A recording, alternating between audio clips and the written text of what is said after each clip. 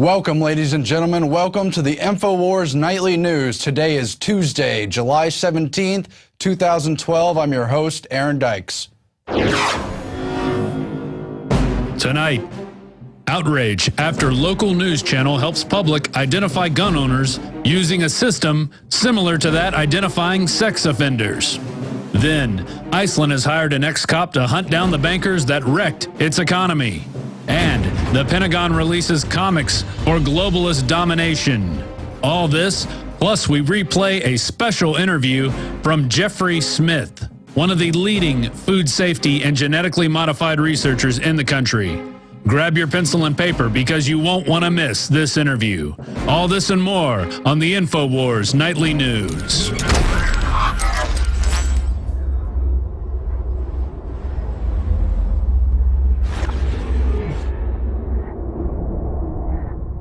Tonight in the news, outrage after a local news station helps the public identify gun owners. It's as if they're sexual offenders, and there's a registry showing where their homes are located, what streets they live on, as WRAL in Raleigh, North Carolina has a whole database honing in on the fact that rural people own more guns than city people, and that the concealed permit carriers are located basically on the fringes of these different areas, as if it's some problem.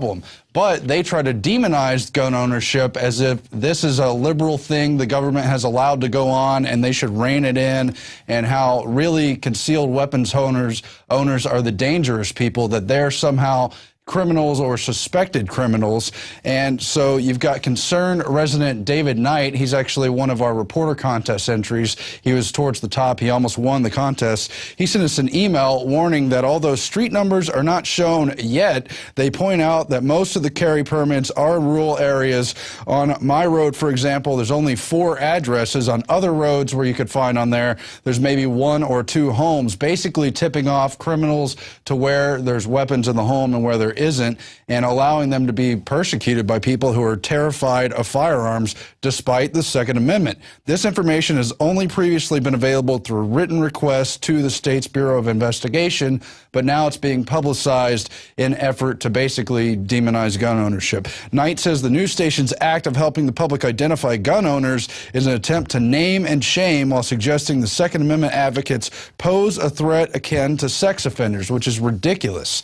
However, this article out of North Carolina cites the New York Times, which has totally demonized concealed carry, made a case study of North Carolina to try to convince the public that those who hold weapons are the criminals, when, of course, real criminals don't register their guns, they don't buy them on the market, they don't go through background checks. But you've got Gail McNeil, executive director of North Carolinians Against Gun Violence, claiming that concealed weapons permit holders are not as law-abiding as they appear to be. And then they link to the New York Times report from December 2011, where they say guns in public and out of sight. And they highlight the story of one individual who randomly shot at a biker because he was hogging up too much of the road, really shooting at him without any reason. Now, he pled guilty to assault with a deadly weapon. I assume he's in prison. But they directly link him to more than 240,000 concealed carry permit owners in North Carolina. And they say, while it's a small percentage of them, many of them are criminals. And it goes on to cite 2,400 permit holders, 1% of that number, as having been convicted of felonies or misdemeanors. But then they go on to explain that of 2,400, really only 200 were convicted of felonies, and 10 people were murderers among 240,000 concealed permit carriers. I wonder what the number is among the general public. But they just want you to think these are the criminals, these are the people who are going to commit crimes, so they're trying to create a scare about it. In fact, in the WARL article, Peggy Elrod, who's basically a gun shop owner, says some of them believe this is the criminal element, people who train to use guns. So you've got the whole permit process, which turns the right to bear arms into a so-called privilege. Then they try to demonize the privilege, say they've been too loose with the rules, and basically saying they need to rein in people who are even allowed to have concealed carry permits. When you can always open carry, you can always bear arms, but they, of course, don't want it to appear that way. That's okay. The UN gun grab is coming.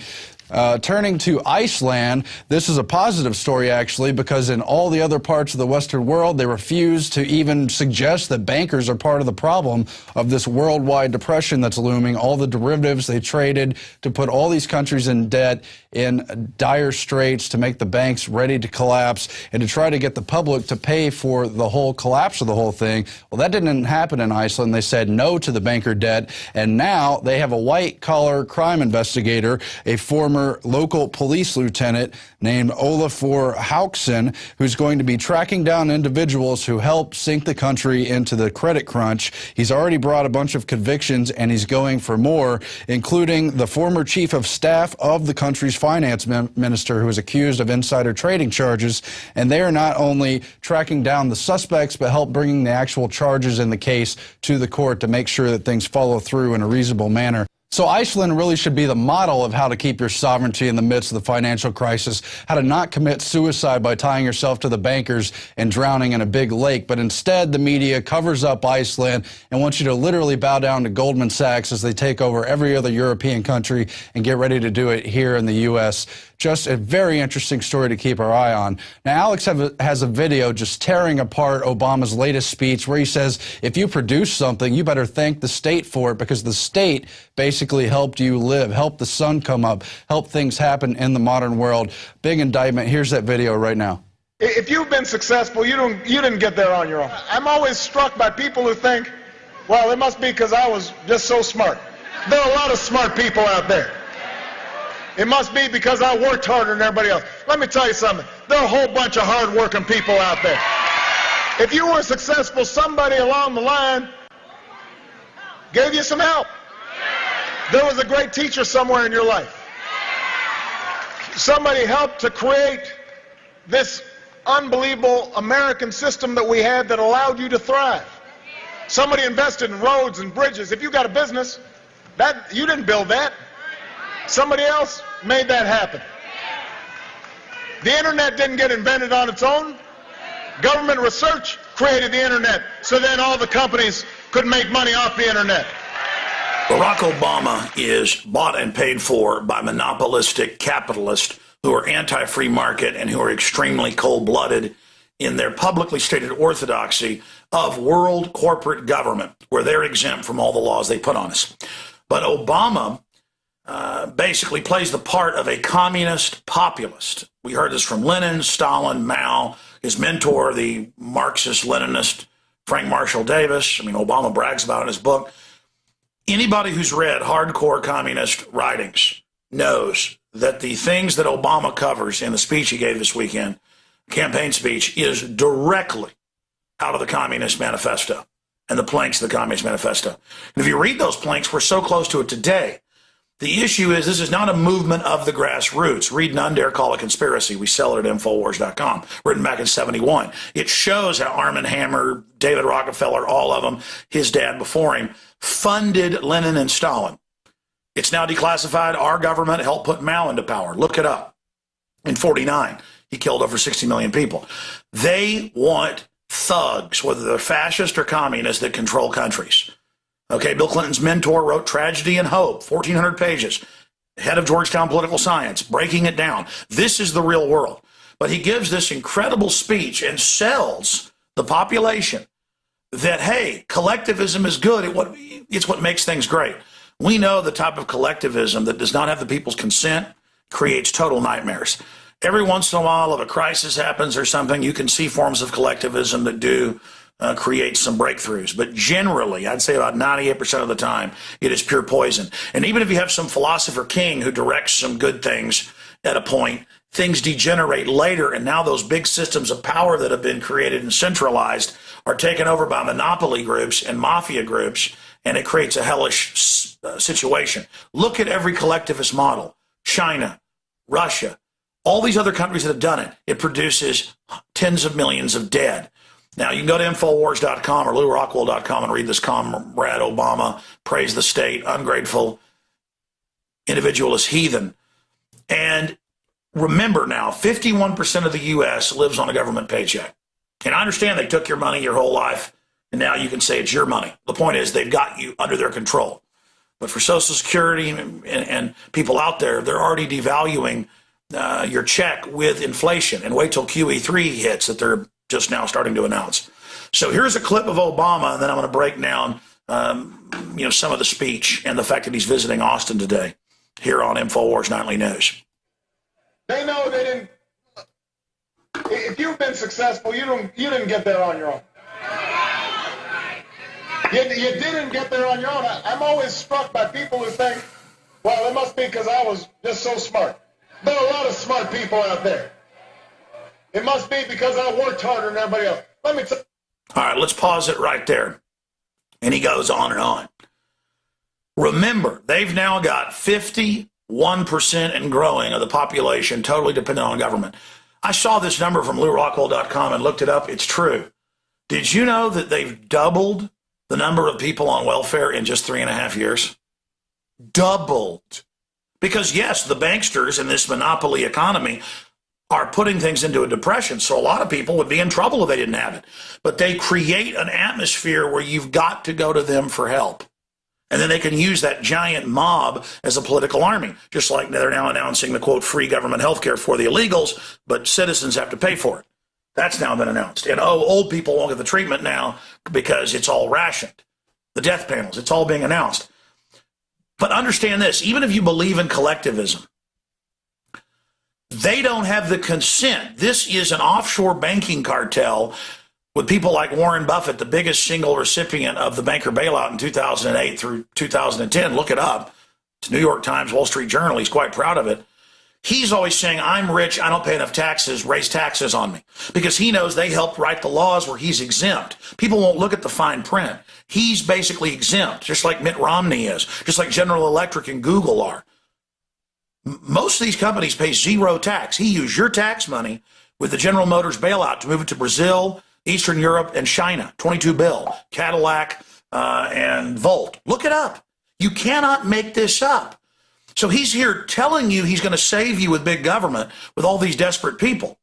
But they're going to give you the opposite. It's a corporate blowout, a corporate takeover, a hostile takeover with communist rhetoric to try to appease people that are in bad shape, saying capitalism's the problem. You see Newsweek, Time, all of them say capitalism failed. It wasn't capitalism to have powerful elites come in and get rid of Glass-Steagall and allow themselves to create over 1,000 trillion in derivatives and then have their agents in government sign us onto their debts and then tell us that it's our debt. You understand? This is the domestication happening right now, continuing. I mean, this is amazing communist speech, folks. I'll tell you something. There are a whole bunch of hard-working people out there. Yeah, don't worry. Just like all these other countries that go into communism and socialism, soon you're not going to have a job. I see these comments sometimes on these YouTube videos going, yeah, in socialist countries, there's 100% employment and everything's milk and honey. No, that's not how it works. It's so foolish, folks. They don't know about the rationing, the 1.5 years for a brain surgery that, you need to get in 2 months or you're dead. They have no idea about the incredible unemployment. They have no idea about the hellishness. They have no idea because they're taught in government public schools that it's going to be milk and honey. So see, everybody's hard work.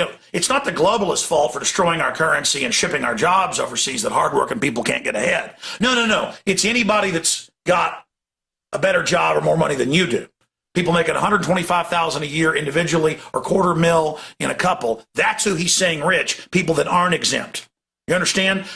That's who the ultra rich are targeting, is the middle class. And then he's talking about the middle class like he's trying to save it.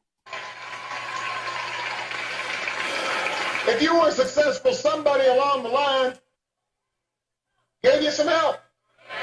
Well, yeah, but does that mean that, you're paying them. It's a free system. And believe me, you work hard in my operation, you get paid more, you move up. That's how things work.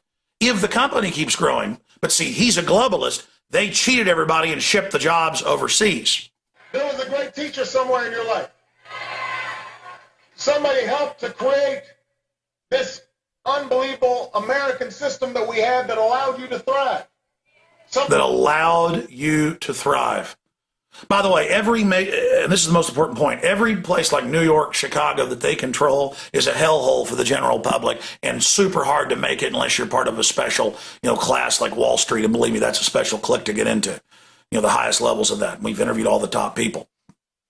So again, here they are creating this system where the mega banks get free money and we don't, but nobody knows about that real form of discrimination. Here are the banksters declaring they've conquered the world, and Obama is talking about how you didn't get there.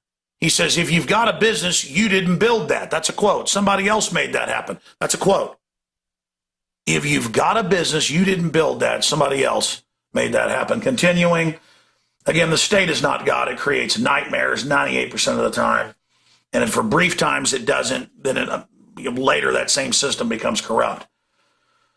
And it is so amazing to see this happen. Nobody wants to live in the cities that these guys control. They're absolute hellholes when the big city mafia model gets in control. And everybody's running from those states and those cities. And the globalists, again, hate this country. They want to collapse it so they can control it. And it is so disgusting to see Obama up there pushing this when it is not the free market that did this. It's the people that control him that engineered it on record as a planned global meltdown. And now they're going to offer socialism and then communism as the solution to the crisis they created when they're offshore and globalist and exempt from the communism they're bringing into Western Europe and the United States, which is nothing but a takeover and a re-education of the country and a breaking of the back of the independent spirit. He's coming to Austin, Texas. In fact, he's here right now. He just landed. And we're sending our crew out. We'll have that for Infowars Nightly News tomorrow night. Shutting down 290, I-35, much of downtown. Most of the businesses are shutting down for the day. And the Secret Service just says, don't come downtown, slaves, because the puppet of the New World Order is coming to town. And again, much of the businesses have shut down. There's a story on that in the Statesman. They're having all these security checkpoints and all this stuff to keep him safe, to create the illusion that he actually controls things, that he's actually, running things, so the banksters don't actually get identified. That's just some of what they're going to shut down downtown and the major highways. It's just pathetic what we've been conditioned to accept, the TSA sticking their hands down our pants. This is an illegitimate federal government. It's been captured by foreign banks, that spies on us illegally, that tortures and kills people illegally, NDAA, that engages in all these insider deals, giving trillions to their buddies. It must come to an end. And more government is not the answer. It's that simple. And they have domesticated all these people to use them as an army to suck out the rest of the substance of this country, and then the globalists will just move on to the next host nation. That is their program. That is their plan. Be aware of it and fight it. I'm Alex Jones signing off for Infowars.com. Find out more about books that expose it at InfoWarsShop.com, None Dare Call a Conspiracy, and others.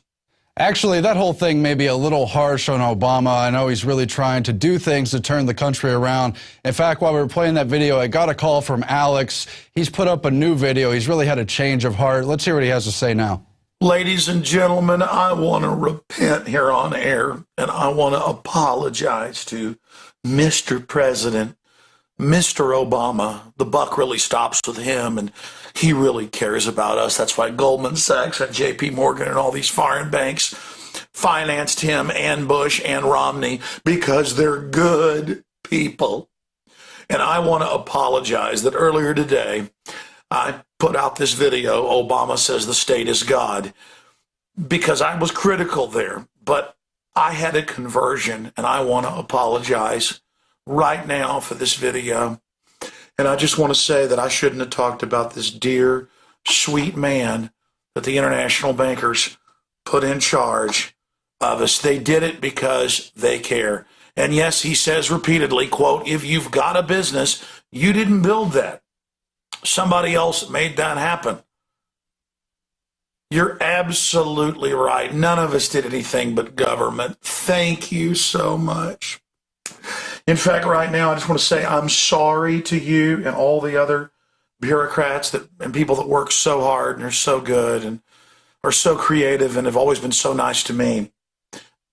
Thank you for life itself. Thank you for creating the planet. Thank you for letting my parents conceive me and my great-great-grandparents, great-great-great-great-grandparents who had great-great-grandparents. Thank you You've just helped me all along. I love how here in Austin, big mega corporations like Apple and Formula One get total tax exemption and taxpayer money pays for them to move here. But then I went and asked about a tax exemption. I've got now about 45 crew members, and I was told go to hell and laughed at by people that I used to see as arrogant. Now I realize they just are smarter than me and understand I'm filth. Thank you for letting me know I'm filth. Thank you for taking my tax money to move General Motors to China. I know you knew best. Thank you for the great job you've done. We were #1 in test scores back when we didn't have government schools 67 years ago. Now we're the lowest in the industrial world behind more than 30 third world countries. Thank you. Thank you that when you go out in public, they look like they've been hit by a retardation ray.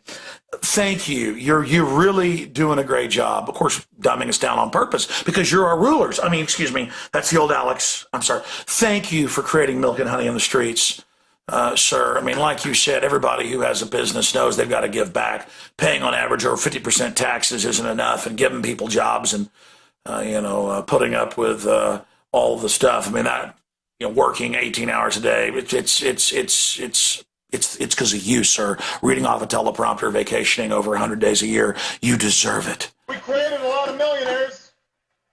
And, there are a lot of wealthy, successful Americans who agree with me because they want to give something back. They know they didn't.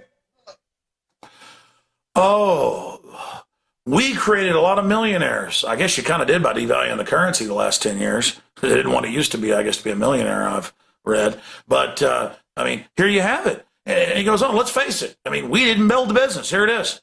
If you've been successful, you didn't get there on your own. No.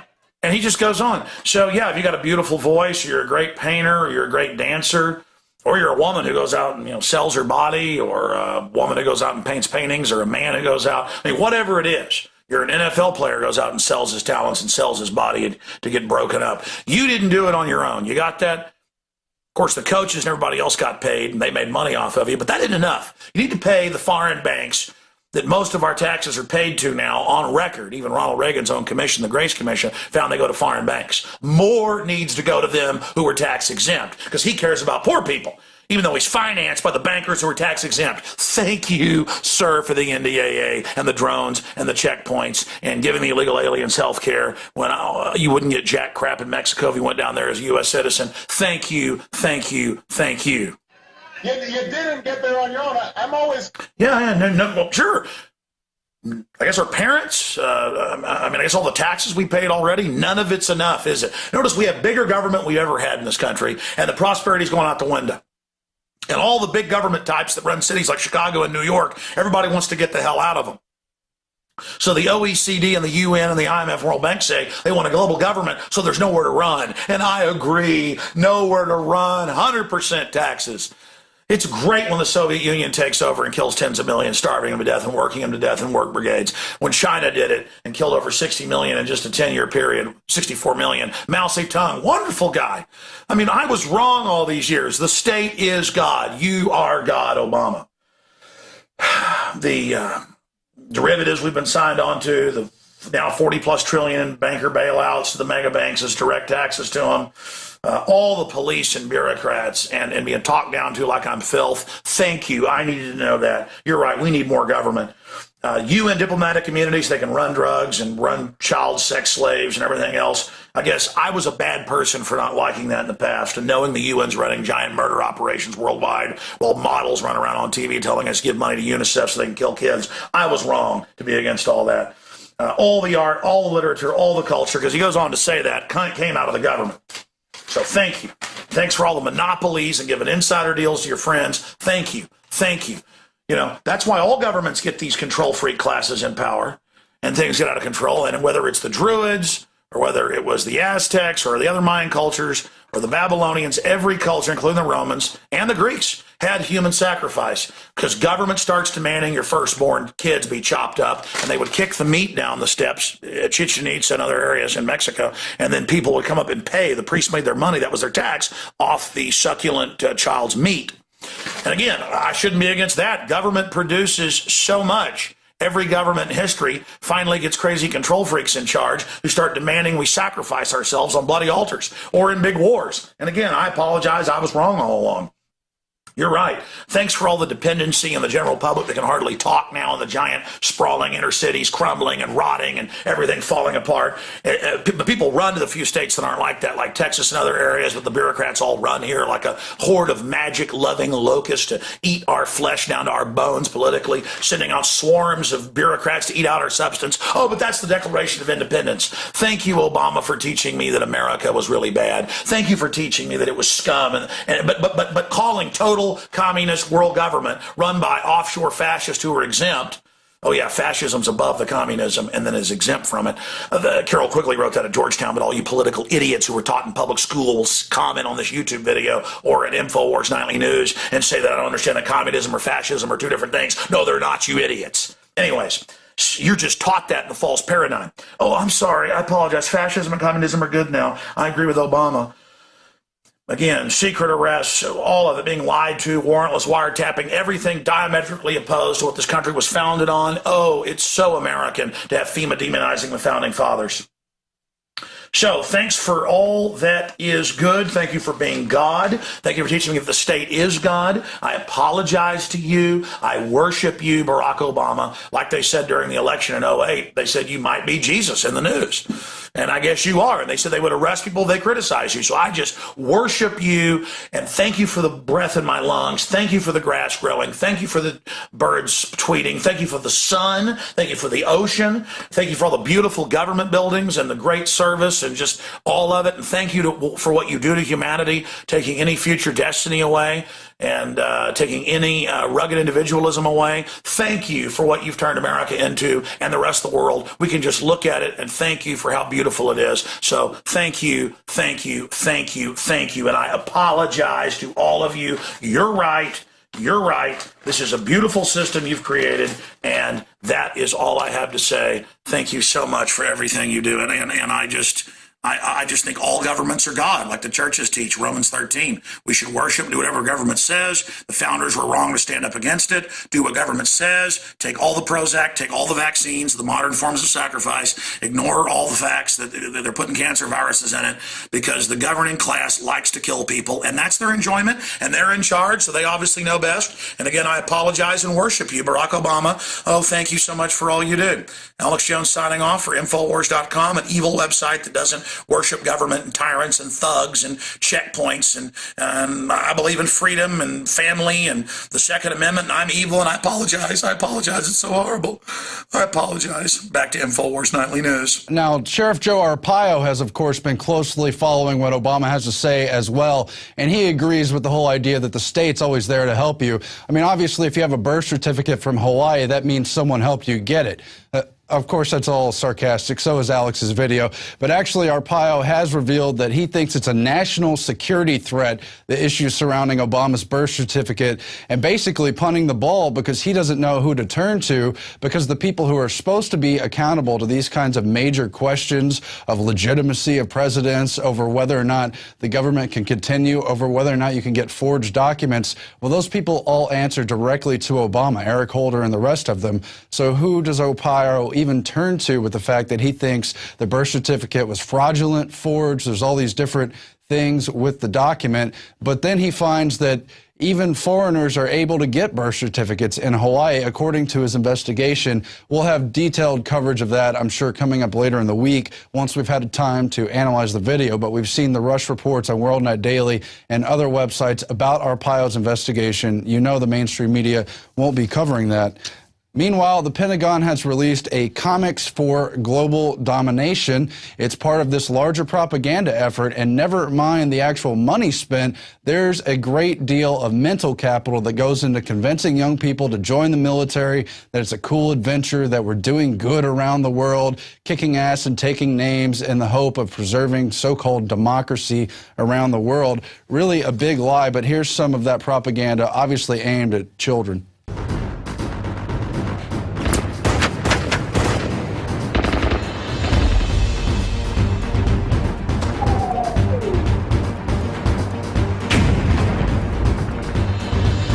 So you're seeing right now here part of America's Army Comics. It's going to be a free iPad and Android tablet from the same people who make America's Army PC games, always trying to indoctrinate people basically into killing at will because it's always for freedom. Now, there's also countless Hollywood movies where they glorify the military, and then in return they let the Hollywood firms use major tank equipment and F-16 jets and bases and everything else. That's if you're making Top Gun to make them look good. But if you criticize what they're actually doing, you don't get jack squat, and probably your movie doesn't even get made. Or if it does, your budget is cut. Meanwhile, Bill Gates has funded an experiment to spray atmosphere with sulfur particles now in New Mexico. He's been funding this for years, and they've been talking about what they might do, different proposals. Sulfur is only one of the proposals. There's also aluminum dioxide, barium salts, you name it. But this is an experiment that will take place in about a year at Fort Sumner, New Mexico, where they're going to send a balloon 80,000 feet up in the air to spray these particles, supposedly all to fight global warming. However, even some of the most staunch environmentalists who back the pro-global warming push say this is dangerous and can have catastrophic effects on the Earth. Well, of course. But they're saying specifically, if this was triggered in the wrong way, it could cause drought and famine while trying to cool the planet, really just reversing everything that they claim global warming would do and doing it on purpose through their geoengineering experiments. Call it chemtrailing, call it what you will. We've done a lot of research on this. It's been ongoing for a while. And again, you see Bill Gates not only backing Monsanto, not only backing all kinds of dangerous genetically modified food and organism projects, but now spraying the skies, salting the earth. And as you might have guessed, there's GMO crops from Monsanto and other firms specifically meant to deal with too much aluminum in the soil, with too much of these other salts in the soil. I don't know if they have a sulfur variety, but we're going to have a lookout for that. And again, involved in the project is David Keith, one of the main geoengineering scientists who's always said these proposals are good ideas. He and others have presented before the Council on Foreign Relations and other bodies to promote it and make sure it's not too heavily regulated. That was part of the UK-US study from a couple years ago. Meanwhile, other environmentalists are saying that nuclear meltdown is good for the environment. I wrote an article on this on Sunday after I randomly heard an NPR segment where they said, visit sunny Chernobyl, and how it's a love letter to pollution. This author, Andrew Blackwell, has said, really in this poetic language, paradoxically, perversely, the accident may have actually been good for this environment. Because it's a quarantine radioactive zone, everyone has left a long time ago, and very few people spend any time here. He tells All Things Considered host Guy Raz on NPR. You've got to go in spring, obviously, and it's just full of trees and birds and insects. It's become a huge accidental wilderness preserve. In a way, nature has taken over. The birds and bees and animals and wolves are not aware, don't care about the radioactive contamination we do, Blackwell says. There's nothing like it. It's an absolutely unique place, and most of it is flat out beautiful. Now tell me that's not propaganda for Agenda 21, where they envision a planet rewilded by the general animals and bees and plants and birds, but devoid of humans, celebrating these areas where humans can't go anymore, even if it's for the ironic reason that man caused this great disaster, clearing out, in this example, the Chernobyl wasteland, which I think also killed more than 1 million people, scientists have estimated. But it's beautiful now because there's no people there and wildlife has taken it back over. So it's almost as if these nuclear disasters are good for the planet. And in fact, it dovetails with other propaganda that's been going on. And no, I don't just mean Ann Coulter saying that radiation's, quote, good for you, although that's totally insane as well. Suzanne Posel, who frequently contributes to Infowars, writes the article, Do Nuclear Disasters Play into the Global Elite's Agenda 21 Rewilding Scheme? And she goes on to cite someone totally different than the author I just cited, one Robert Baker, director of the Natural Sciences Research Laboratory, who says the 20-mile exclusion zone at Chernobyl is off limits to humans. However, all species of plants, insects, and animals have repopulated the areas and made a new home where no humans are allowed. Even some species that were supposed to be extinct have reestablished themselves without signs of mutation from the radioactivity. In fact, none of the animals at Chernobyl show signs of radioactive mutation. The world's biggest ecological disaster has been declared a growing natural habitat where deer grazed in lush pastures, wolves openly stalked their prey, and life was thriving despite the Geiger counter readings showing the dangerous levels of radioactivity present. Baker remarked, "The countryside is beautiful." So there's that talking point again, that the atomic cleared zones, the radioactive fallout zones, while humans can't go there, are beautiful for the planet, beautiful for life. Really just bizarre stuff, as more than half of the U.S. nuclear plants are admittedly crumbling. Literally 75% or more are leaking, including the radioactive element tritium. It's affecting water supplies, general economic impact, environmental impact is all there. You got the Fukushima disaster still, excuse me, you have the Fukushima disaster still weighing in and causing problems, and yet they say, "Isn't it beautiful at Chernobyl?" Really strange. Monsanto, on the other hand, Protection Act may help grant total immunity to the biotech industry and ensure that the GM crops are always approved. We're talking about quiet riders, little tiny clauses added on to these major bills for both the 2012 Farm Bill as well as the 2013 Agriculture Appropriations Bill. And it's been put in there, of course, by Monsanto and other biotech lobbyists, of which there are many. The whole FDA, as you know, is basically run by Monsanto. And inside these riders, inside these giant bills, are requirements that the USDA give temporary approval even when GM crops have been questioned and put into the safety box for greater evaluation, which of course is only necessary for the protection of humans. If you don't know, if you haven't been tuning into this program and so many others, GMO is dangerous. It's been connected to organ failure, sterility, infertility, sneaker, passed down, hidden, ghost, third-generation infertility, heart attacks, organ failure. Well, I already said that one, but lots of problems. In fact, at the end of this news segment, we're going to play Jeffrey Smith in this long primer in an interview we did with him a couple years ago, where he explains the whole deal with GMOs, why you should look out for them, how to avoid them when you're shopping, and so on and so forth. So please stay tuned for that. But meanwhile, you've got these appropriations and little clauses in here which really ensure that these products are going to hit the market without any serious safety testing. And they've already had the Bush and Quayle administrations really fast-track the whole GMO process, make sure the Obama administration would not get in the way, or the Clintons, or George W. Bush, or the rest of them. Really, we're witnessing a takeover by biotech. They say they're going to have 50 times the natural species within about 50 years from the synthetic biology market. Really scary stuff happening. But in the here and now, we have to also be worried about World War III. We have Iran just announcing that its plans to close the Strait of Hormuz have been finalized. You remember at the end of last year and earlier in this year, they were warning that they could block the Strait of Hormuz and that they would if attacked by the West. Now they're saying that plan is finalized. Don't attack us over the nuclear issue or anything else, or else we're going to block the Strait of Hormuz, which would definitely send things into a World War III zone. It would further drive up the oil prices. The West might think we are just bluffing with the blockading of the Strait of Hormuz, but we already have some good plans on how to do that, said Firuzabadi, who was quoted by Fars News Agency. However, of course, doing this blocking the Strait of Hormuz plan is dependent upon approval from the Supreme Leader Khamenei. Not that he's good. None of these people are good in these foreign countries, but we don't need to start World War III, yet they are purposely provocateuring it. There's no greater evidence of that than the latest false massacre that's been claimed over Syria. Kurt Nimmo has the article, Prelude to Destruction in Syria, Another Fake Massacre.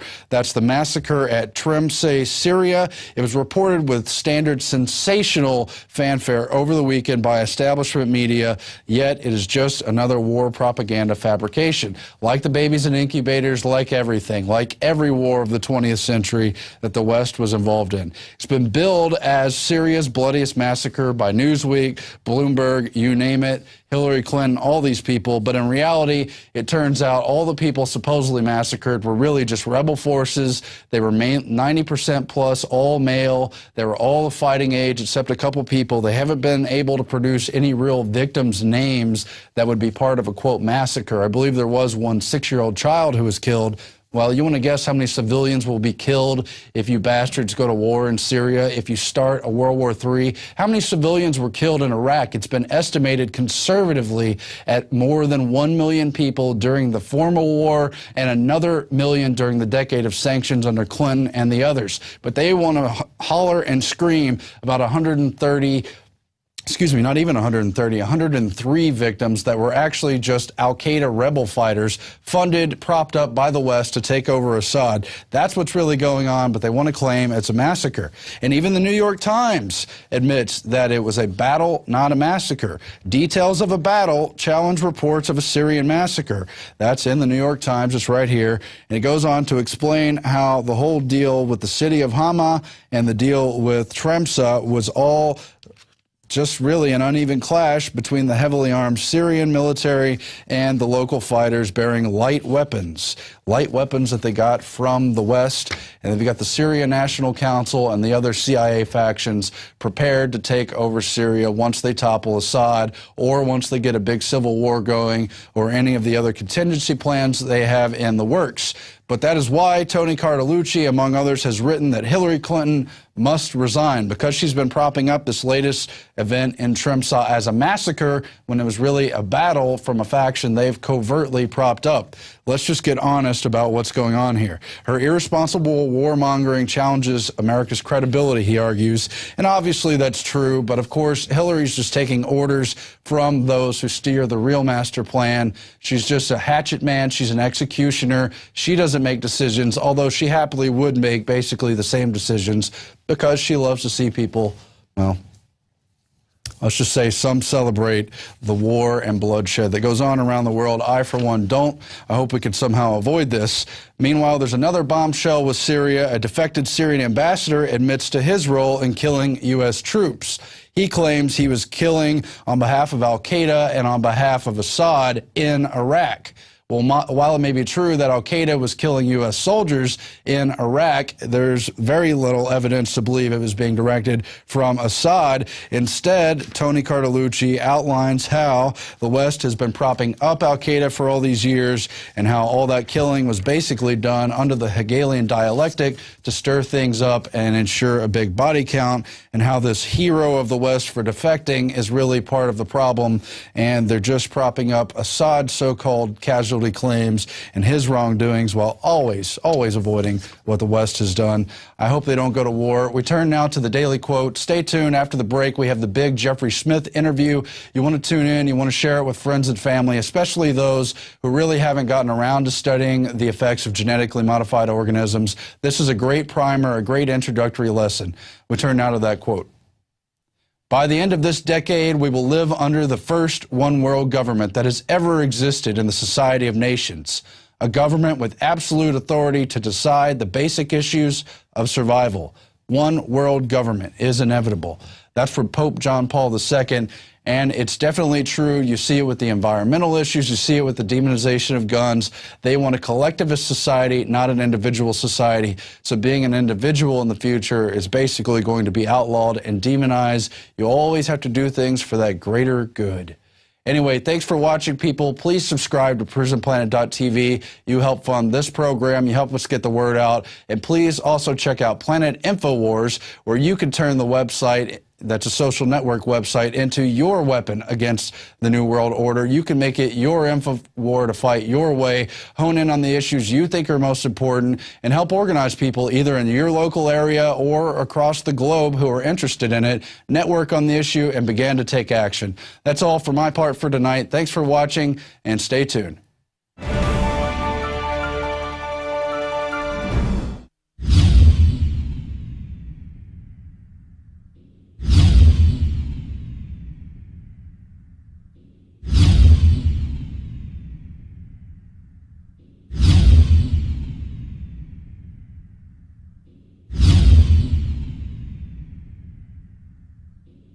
Have you been to InfoWarsShop.com lately?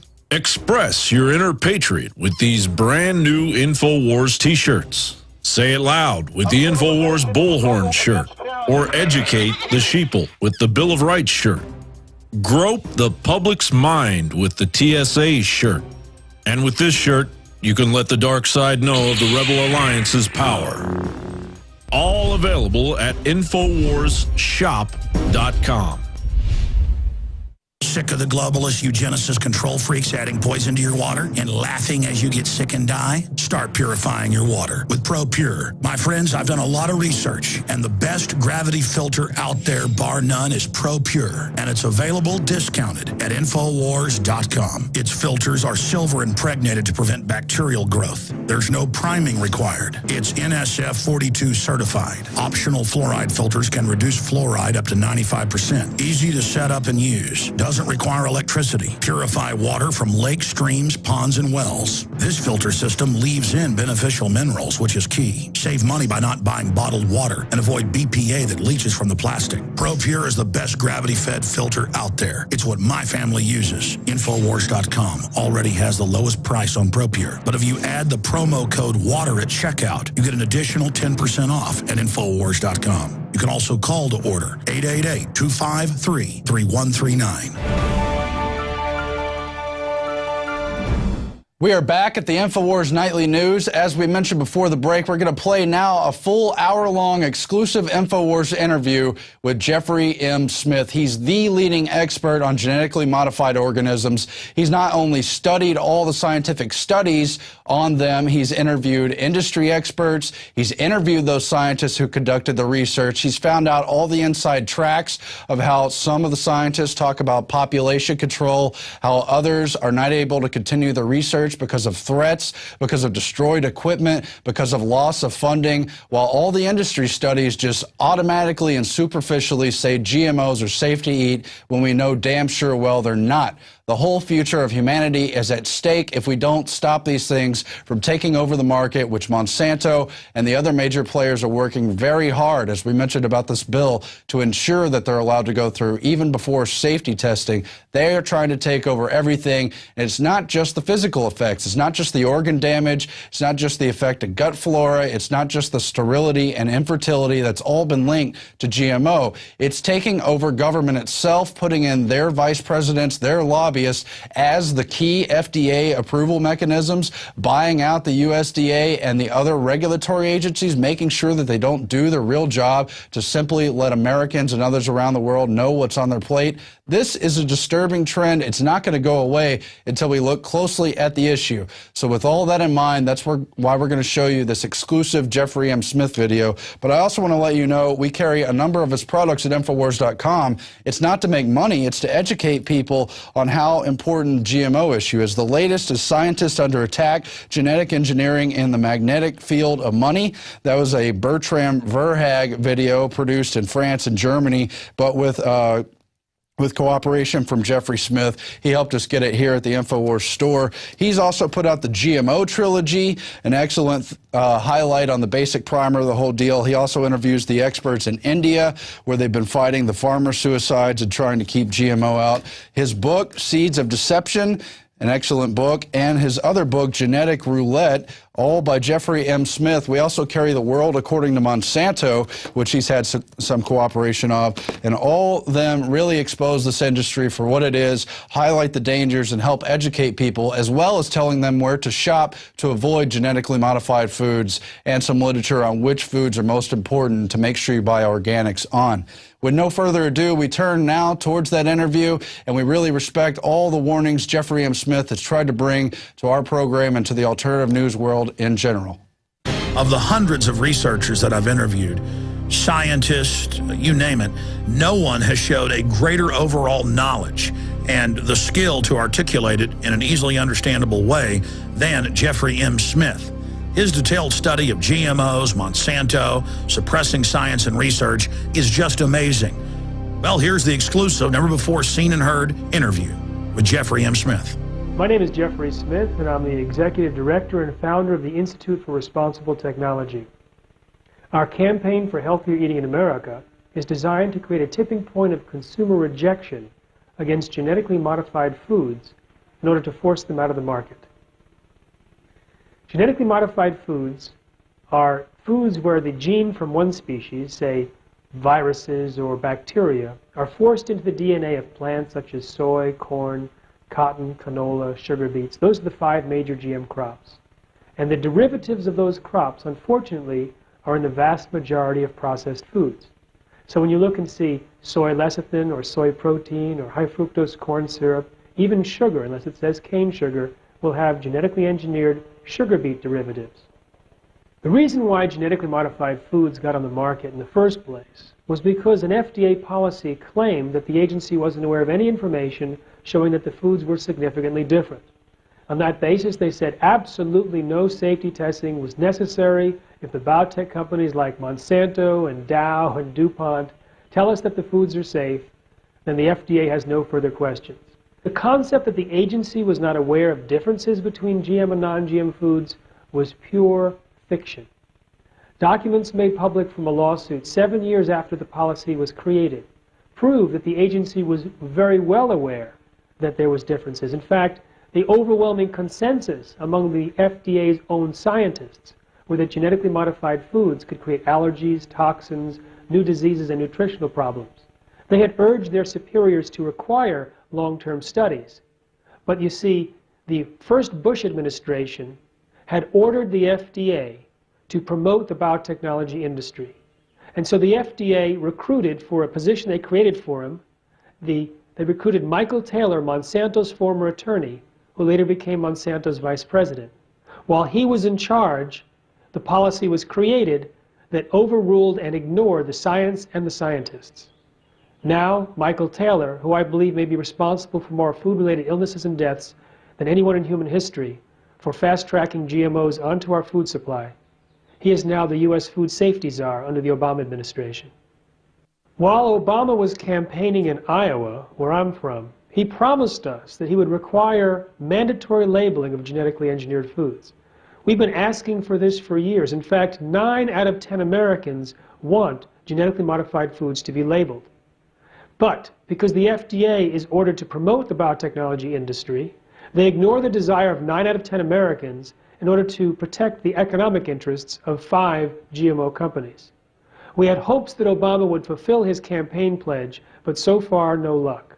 Instead, Obama has recruited and put into positions of authority, both in the USDA and the FDA, people with very close ties to Monsanto and the biotechnology industry. So he's been a very big disappointment from the side of those of us looking for a reasonable, rational, and safe policy regarding GMOs. In 2009, the American Academy of Environmental Medicine urged all doctors to prescribe non-GMO diets to everyone.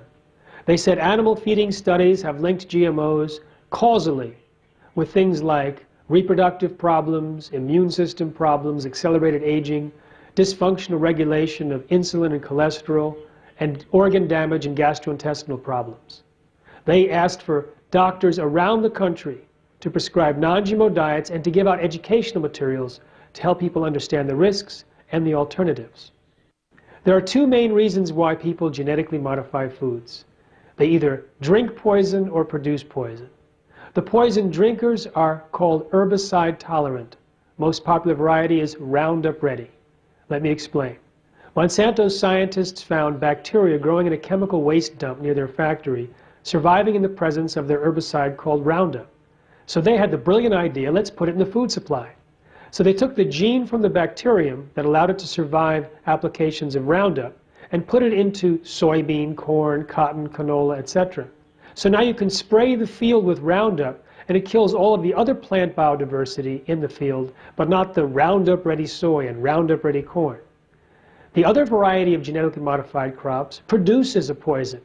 They take a gene from a soil bacterium that produces a natural insecticide and put it into the DNA of the plant. So every single cell of every single plant in millions of acres has its own little spray bottle that can kill an insect by destroying its digestive system. Because of the herbicide-tolerant crops, particularly the Roundup Ready crops, there's so much more Roundup being used in the United States. We're just drenching our fields with it. In fact, in the first 13 years since GMOs were introduced, it's estimated that 383 million pounds more of herbicide were sprayed in the United States because of the GMOs. The pesticide-producing crops are called BT, for the soil bacterium Bacillus thuringiensis. Now, there is about a 68 million pound decrease of the use of insecticides on these fields over the first 13 years, but the actual amount of insecticide that's produced within every plant, when you add that all up, it's actually more than the insecticide that it displaces. So the overall impact is greater insecticide use as well. What these changes mean is that the plant might produce more allergens, more toxins, more anti-nutrients, more carcinogens, or even less of these. We don't know. It's a genetic roulette.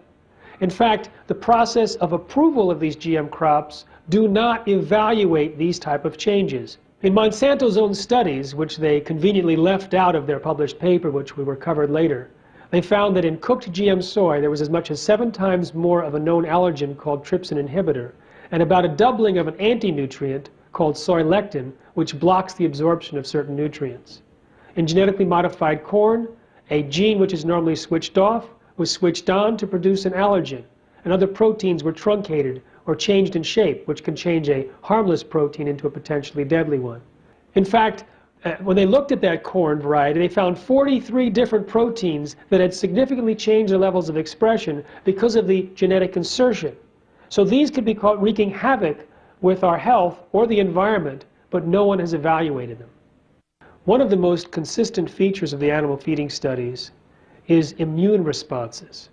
Immune responses are the body's reaction to something that it considers foreign and may be harmful. By definition, genetically modified crops have something foreign, which may be harmful. Now, the immune system problem has been seen consistently in rats, in mice, in any time they test for GMOs. What we're seeing in the human population since GMOs were introduced is an increase in autoimmune disease, inflammation, and allergies. And these are the kind of things that we would predict if the animal feeding studies were to carry out into human experience. I want to explain 2 different categories of things that can go wrong. One is for the BT crops. The biotech industry feels confident in putting an insecticide, a toxin called BT, into our corn and cotton plants. And their excuse is that we have a history of safe use using BT in agriculture. It's a soil bacterium. When it's gathered up, the spores in the bacterium, it can be sprayed on plants to kill insects. Then it biodegrades or washes off. But what the biotech engineers do is they take the gene that produces that toxin out of the bacterium and put it into the crop. But the crop produces the bacterium at thousands of times the concentration of the natural spray form. It doesn't wash off, it doesn't biodegrade. In fact, it's designed molecularly to be more toxic than the natural form. It even has properties of a known allergen. The natural form by itself, however, is not that safe. In fact, peer-reviewed published studies show that when the natural BT toxin is fed to mice, it causes tissue damage and an immune response as powerful as if they'd been fed cholera toxin. According to peer-reviewed published studies, when BT toxin was sprayed by plane for gypsy moth infestation in the Pacific Northwest, about 500 people complained of allergic or flu-like symptoms. Some had to go to the hospital. Now, thousands of farm workers in India who are picking the cotton engineered to produce that same BT in higher concentrations are complaining of the same allergic and flu-like symptoms, and some have to go to the hospital. When they allow animals to graze on the cotton plants after harvest, thousands of sheep, buffalo, and goats have died. I visited one village where they had allowed their buffalo to graze without harm for years on natural cotton plants after harvest. They allowed 13 buffalo to graze on BT cotton plants for 1 day, January 3rd, 2008. Within 3 days, all 13 buffalo were dead. They also lost 26 goats and sheep. I asked the villagers, how many of you personally have had itching from working in the BT cotton fields? Most of them raised their hands. In the state of Haryana, India, they feed cottonseed cake to buffalo. Most buffalo actually refuse to eat the cottonseed cake, but those that eat it, most have reproductive problems, including sterility, premature deliveries, abortions, and many of the calves died and adults died. We've also seen about 24 farmers in the Midwest claim that their cows or pigs became sterile from certain varieties of BT corn. A farmer in Germany says that 12 of his cows died when fed exclusively a variety of BT corn. And in the Philippines, when people were living next to a particular BT corn variety, during the time of pollination, the people in the village experienced skin, respiratory, and intestinal reactions and fever. When the same seeds were planted in 4 more villages, the same symptoms returned. They also reported deaths among water buffaloes, chickens, and and horses and unexplained human deaths. When the Italian government conducted a study and fed Monsanto's Bt corn to mice, the mice had massive immune responses. When the Austrian government fed corn that was both Bt and Roundup ready, the animals had less babies and smaller babies. Now these are the problems that may be resulting from the Bt toxin itself, or they may be resulting from the massive collateral damage that results from the process of insertion. We don't know because no one is looking. In the case of Roundup Ready soy, we see a lot of serious problems. Soon after the GM soy was introduced to the UK, soy allergies skyrocketed by 50%. We know that there are many reasons why GM soy might be associated with higher levels of allergies. In fact, a skin prick test shows that some people can react to the GM soy but not to a wild variety of soy. And they also found a new protein that had allergenic properties that was in the GM soy but not the wild variety. When they fed GM soy to mice, there was a reduction in digestive enzymes by as much as 77%. When you impair digestion, it might increase the ability for allergens. This was of grave concern to the FDA scientists, who said it would be a serious health hazard to introduce an antibiotic-resistant marker gene. They were concerned that the gene might transfer to pathogenic bacteria and create super diseases. Knowing that soy genes transfer, we know that the antibiotic-resistant genes might also transfer to create super diseases. When they fed genetically modified soy to female rats before they got pregnant, more than half of their babies died within 3 weeks. Babies were also much smaller on average, and in a subsequent study could not reproduce. When they fed genetically modified soy to male rats, the testicles actually changed from the normal pink to blue. When they fed genetically modified soy to male mice, their testicles also changed and damaged the young sperm cells. And when they looked at the offspring at the embryo stage of parent mice that were fed genetically modified soy, their DNA functioned differently compared to when parent mice ate non-GM soy. When they fed hamsters genetically modified soy for 2 years over 3 generations, by the 3rd generation, most of the parent hamsters that were eating genetically modified soy lost the ability to have babies. The GM soy group also developed more slowly and matured sexually more slowly as well. It turns out the Roundup, which is being sprayed on millions of acres, primarily because of the Roundup Ready crops, has a tremendous impact on health. Now, it's designed actually to damage the health of plants. That's how it's an herbicide. When you spray a plant with Roundup, what it does is it goes into the plant and accumulates into the parts of the plant that we eat. It also gets pushed out the roots into the soil, where it destroys beneficial microorganisms and enhances the harmful microorganisms, like Fusarium, which can produce mycotoxins, which themselves can be harmful to humans and mammals. Now, glyphosate, which is the main ingredient or the active ingredient in Roundup, was actually originally patented as a chelator, meaning that it binds with or kidnaps and holds hostage certain mineral nutrients like copper and zinc and manganese and magnesium and iron. And so when you spray the glyphosate on the crop, it bounds up the nutrients in the soil, making them less available for the plant. So that's another way that it helps kill plants.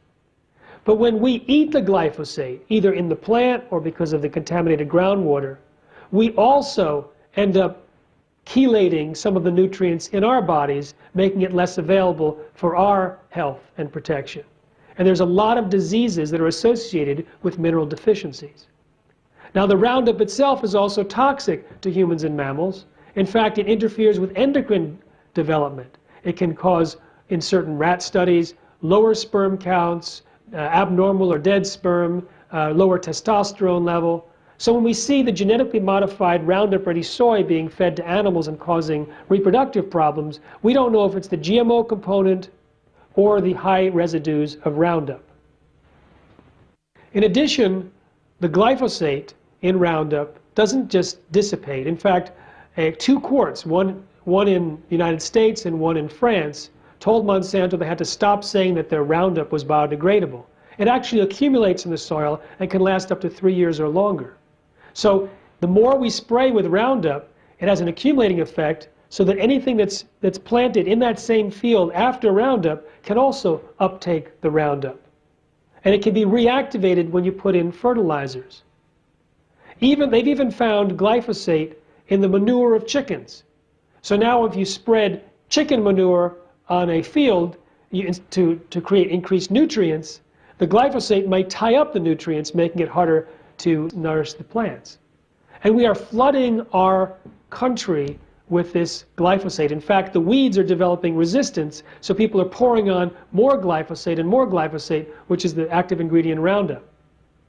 One of the interesting aspects of genetic engineering is anytime a scientist discovers a problem, they're attacked. It doesn't matter how much credibility they have, what level of publication they put it in, they're attacked. Sometimes they lose their funding, sometimes they're fired or lose tenure. I'll give you an example. The UK government wanted to prove to a skeptical public that GMOs were safe. So they put out a grant proposal trying to find someone who can design testing to show that GMOs were safe. 28 different scientists applied. They gave it to Dr. Arpad Pusztai, the world's leading researcher in his field. He worked at one of the top nutritional research institutes in the country, or in the world, and was leading about 20 or 30 people on this grant.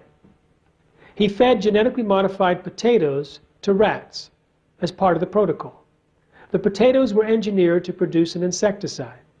Now he knew this insecticide was harmless to rats. He had fed huge amounts of the insecticide to rats in previous experiments. In fact, for this experiment, one group of rats was fed the GM potato that produced its insecticide. One group of rats were fed natural potatoes, and a third group, natural potatoes plus the insecticide spiked directly into the diet. Only those that ate the GM potatoes got sick. So what was the cause? It was not the insecticide. It was somehow the process of genetic engineering which caused the massive damage to the rats, including potentially precancerous cell growth in their digestive tract, smaller brains, livers, and testicles, partial atrophy of the liver, and damaged immune system after only 10 days. He went public with his concerns and was a hero for about 2 days at his prestigious institute. Then 2 phone calls were allegedly placed from the UK Prime Minister's office, forwarded through the receptionist to the director of the institute. The next day, Dr. Pusztai was fired from his job after 35 years and silenced with threats of a lawsuit. His team was disbanded. They never implemented his protocols, and his institute, plus the UK government, launched a campaign to destroy his reputation in order to protect the reputation of biotechnology. After 7 months, by an order of Parliament, his gag order was lifted, he got his data back, and it's now published. And it remains the most in-depth animal feeding study yet published on GMOs, implicating the process itself as causing harm. In Moscow, when the scientists discovered that Roundup-ready soy fed to female rats caused more than half of their babies to die within 3 weeks, she was told by her boss, who was being pressured by his boss, no more studies on GMOs. In fact, documents were burnt on her desk, samples were stolen. One of her colleagues tried to comfort her by saying, well, maybe the GM soy will solve the overpopulation problem.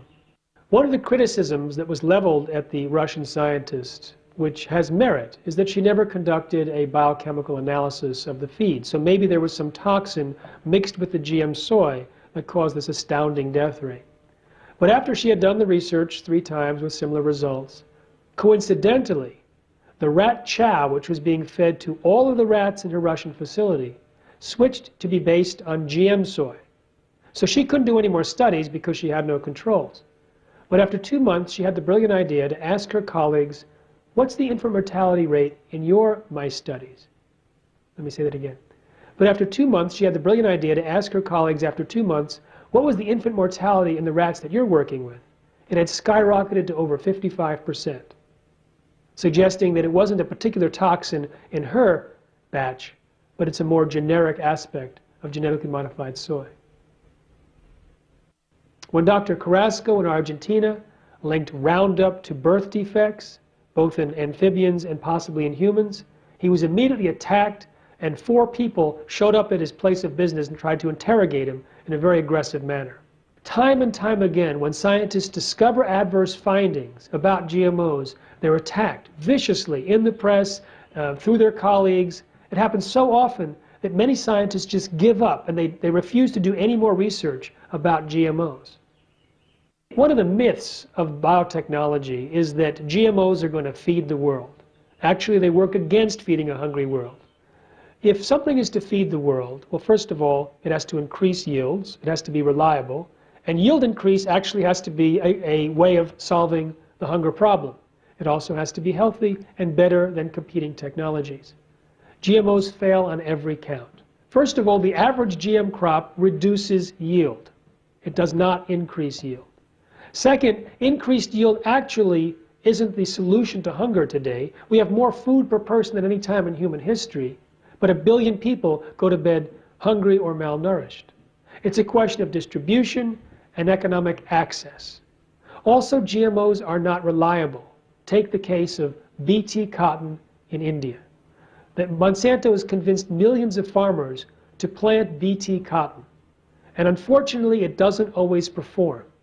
In fact, the UK Daily Mail estimates that more than 125,000 farmers who planted BT cotton and were unable to even repay the high-interest debts that they took out for the expensive seeds and associated chemicals committed suicide.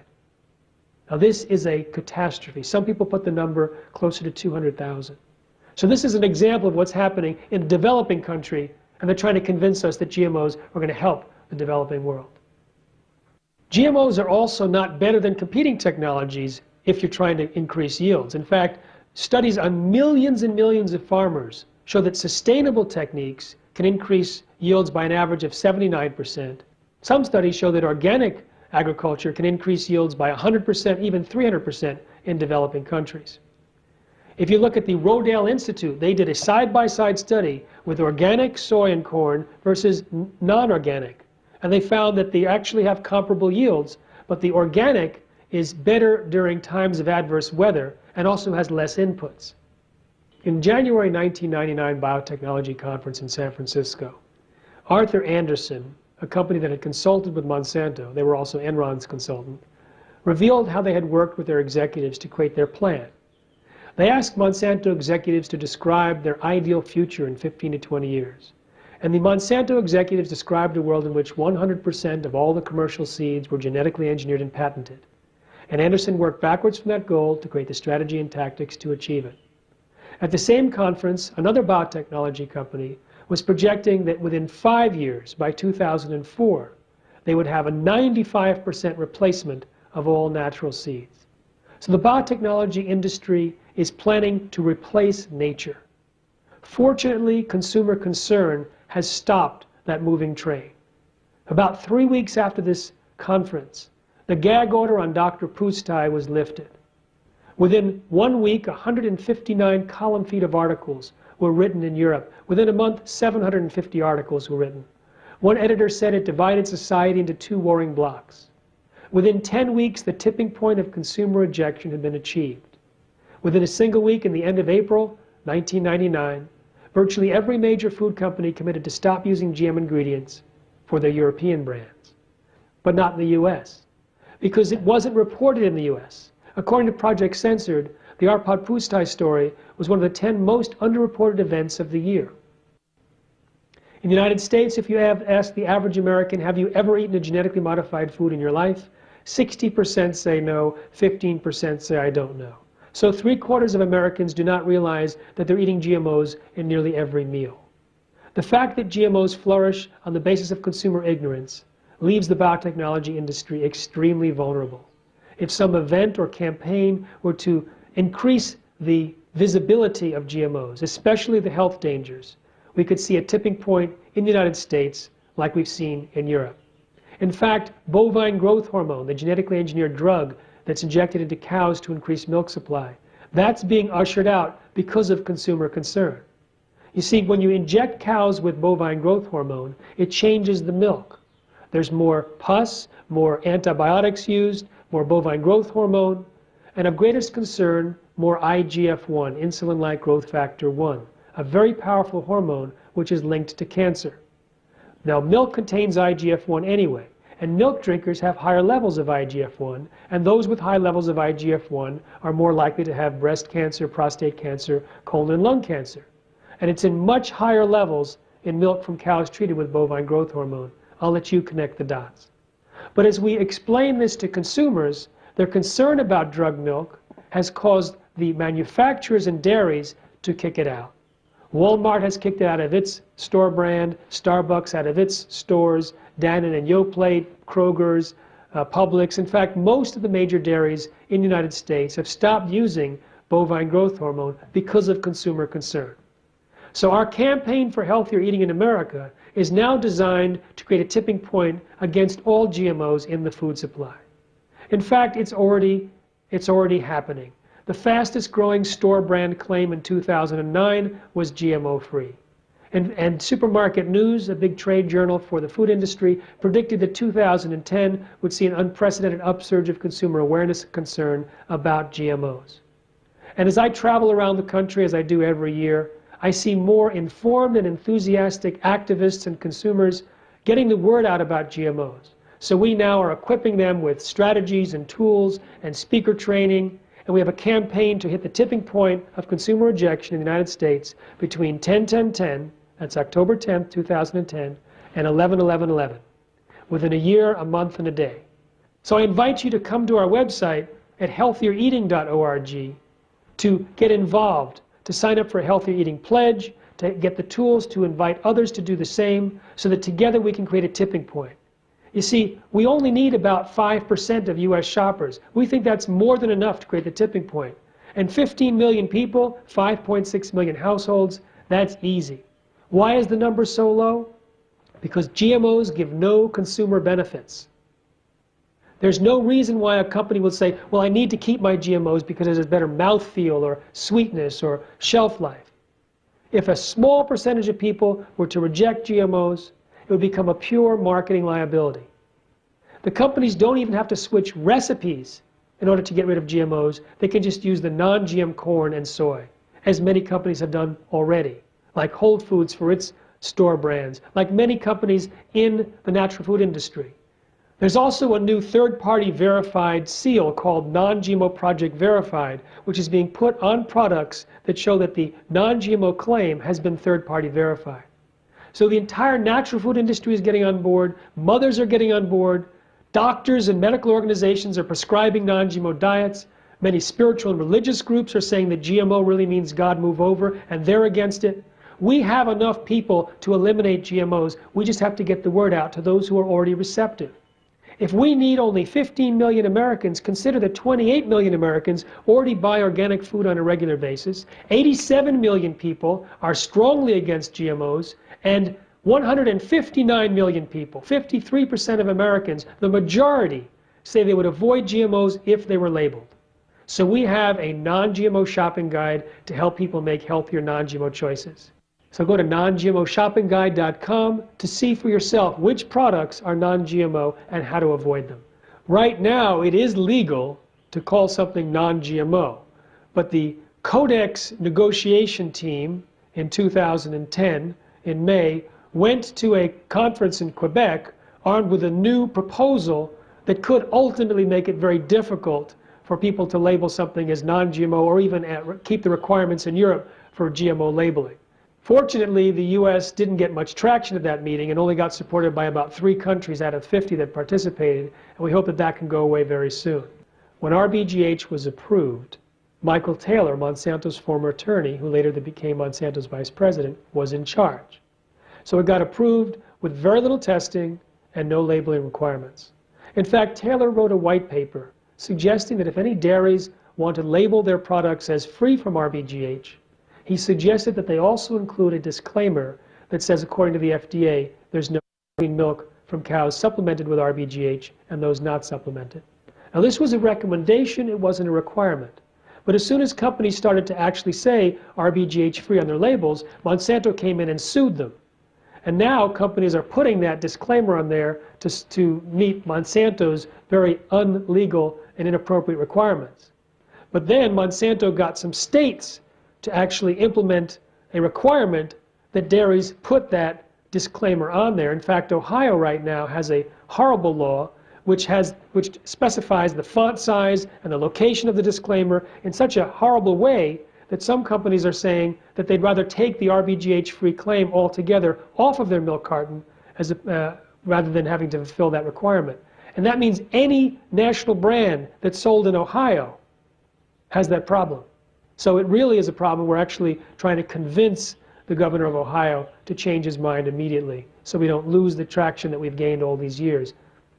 The junk food eating couch potato in America does not know that he or she is eating GMOs and will never know that we got rid of it for them. Because it only takes a small percentage to reject GMOs in the marketplace. We don't need to inform everyone. In fact, there are so many people receptive to our message, we can get rid of GMOs without having to convince anyone who is resistant. There is, in fact, an economic divide between those that can afford organic and those that can't. Those in inner cities don't have access to fresh vegetables and fruits very often. But as far as GMOs go, I'm optimistic that we can get rid of them so quickly that it won't be a problem for very long. Of all of the toxins that are released into the environment, GMOs are of a special class. You see, with genetic engineering, you have pollution of the gene pool. It's a self-propagating genetic pollution. The genes that we released in this generation already can outlast nuclear waste. They can go on forever. We have no technology to fully clean up this type of pollution.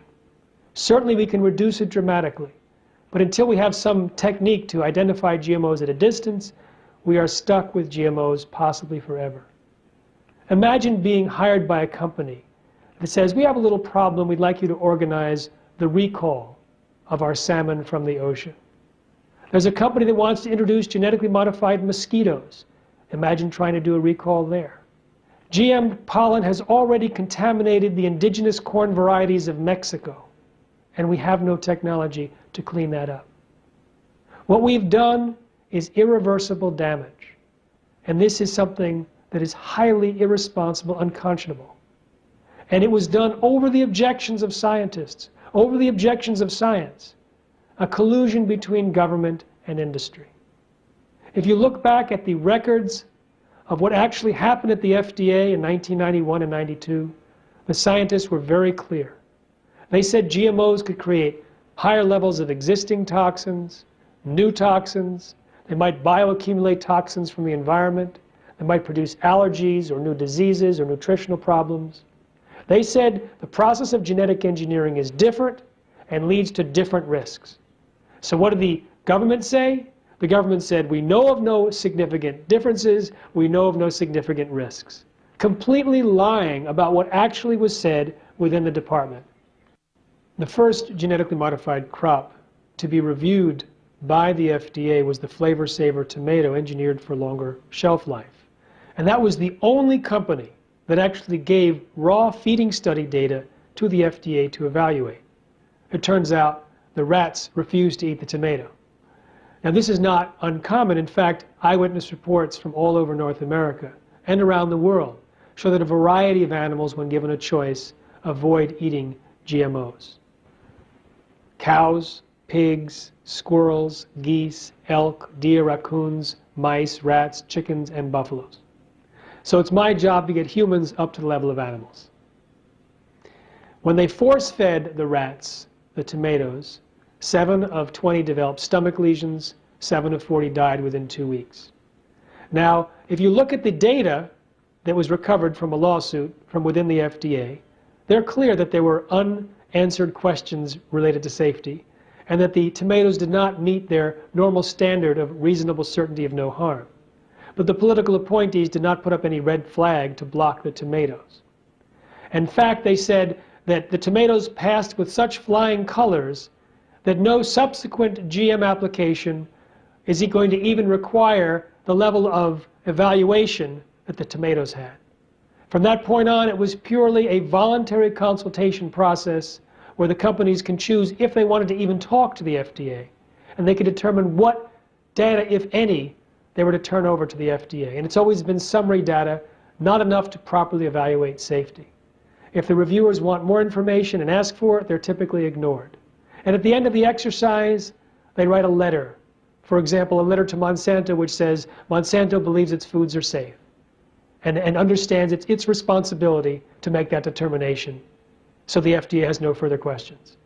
The FDA does not even approve GM crops. They let the companies do it themselves. When you look at the actual research that's done by the companies, they have rigged their research to avoid finding problems. Even very serious problems, even deaths of animals, are dismissed as not statistically significant or not biologically significant or not treatment related without scientific justification. I've analyzed with many, many scientists around the world how these biotech companies have bad science down to a science. They use the wrong controls, the wrong detection methods, the wrong statistics, the wrong reporting protocols. It's absolutely horrendous. I'll give you some examples. When Monsanto wanted to pretend that injecting cows with bovine growth hormone did not interfere with the fertility of cows, stolen documents from the FDA made public revealed that they apparently added cows secretly to the study that were pregnant before injection. When researchers wanted to prove that pasteurization destroys bovine growth hormone in milk, they pasteurized the milk 120 times longer than normal. They only destroyed 19% of it. So they added powdered hormone to the milk at huge volumes and then heated it 120 times longer than normal, and only under that rigged condition did they destroy 90% of the hormone. But that's what the FDA reported, that pasteurization destroys 90% of the hormone. That's just an example of what we read over and over again. And sometimes it's very subtle, and sometimes it's very, very blatant lies and misinformation. Because GMOs are not labeled, it's hard to file a lawsuit, because it's hard to trace back who's eating GMOs and who's not. So it's one of the ways that the biotech industry protects itself, by not letting us know what is GMO and what is not. I've talked to some former Monsanto employees and got quite an interesting insight into the company. One scientist told me that his colleagues were doing safety studies on milk from cows injected with their bovine growth hormone. When they saw how much IGF-1, insulin-like growth factor 1, was in the milk, these 3 scientists refused to drink milk again unless it was organic. He also told me that there was a study that showed problems with rodents that were fed one of Monsanto's GM crops. So instead of withdrawing the crops, they decided to rewrite the study to make it look less of an adverse finding. A former salesman for Monsanto took the job because he was so impressed by the words of former CEO Robert Shapiro, who claimed that GMOs would help the world. And so when the employee orientation meeting happened in St. Louis, this man, Kirk Azevedo, stood up and described all these great things that Robert Shapiro had said. After the meeting, a vice president pulled him aside and said, "Wait a minute. What Robert Shapiro says is one thing, what we do is something else. We're here to make money. We don't even know what he's talking about." The FDA has proven to be a regulatory agency that has been hijacked by industry, both on the drug side and the food side. Many of the people that approved bovine growth hormone either worked for Monsanto directly or indirectly, and one person actually did research for Monsanto and then took over the department that evaluated her own research. As far as what we need an independent body to evaluate the safety of GMOs. We need generations of evaluating GMOs before they're put onto the market. You see, we're just babes in the woods in our understanding about the DNA. And we're making fundamental changes in an area that we have very little understanding of. We redefine what a gene is, how a DNA functions every few months. And yet the science behind the genetic engineering of food is based on assumptions that have already been proven wrong 30 years ago.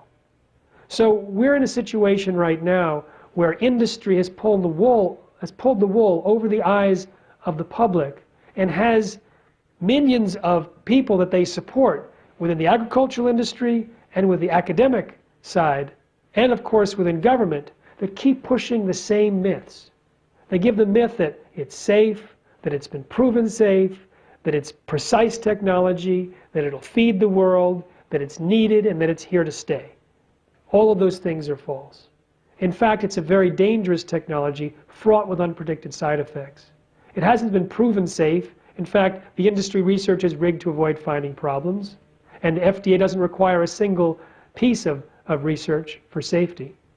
It's unreliable. It can easily be withdrawn in terms of, well, it can be stopped, but it won't be 100% withdrawn from the genetic pollution. But we can do a good job there too.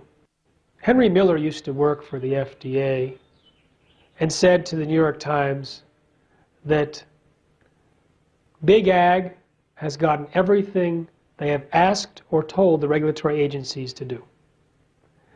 And that's the way it is. Big Ag, big corporations, it's hard to define where corporations end and where the government starts. There's a connection there which is extremely unhealthy and can have long-term consequences, and already has long-term consequences. And GMOs are one of the most serious because it affects everyone who eats and all future generations and the entire ecosystem. What you see in genetic engineering is a pattern which is prevalent throughout the government, where corporations have influenced the regulations over themselves in such a way that they were given free rein to make big bucks without consideration for health and environmental consequences. And fortunately, from the side of GM food, it is easier to stop than the other major problems. It's easier to stop than problems that require policy change, because we can do it from the side of the market. Because people vote with their forks, they vote with their dollars, we can have a revolution in the kitchen. And that's what we're focused on. We realize, I have a small NGO, small nonprofit organization. How can I go against the millions upon millions that Monsanto spends to lobby Washington, to buy and pay for elections, etc.? We can't. But we can go to consumers who are concerned about their health, to health-conscious shoppers, to parents of young kids, to doctors and their patients, to the general public where they're concerned about what they put in their mouths and the mouths of their families, and give them accurate, defensible information about why GMOs are unhealthy and why we shouldn't eat GMOs at all. And then give them a shopping guide, how to avoid eating GMOs. These are the tools to affect policy, at this point, greater than lobbyists, greater than money for campaigns, because this is the tool that will get the food companies to kick out GMOs when they become a marketing liability. Years ago, they called 98% of the DNA junk genes. Because they didn't code for proteins, they figured they were just a refuse pile of previously accumulated genetic material. Now they realize, oh, it's very important. They used to think that genes could be sorted and moved in any direction and anywhere on the genome because they acted independently. Now they realize that there are families of genes that work together as a network. They used to think that one gene produced one protein, produced one trait. That's false. So what we have here is an evolving understanding of the most fundamental level of biology. And yet the technology of genetic engineering is based largely on the false assumptions.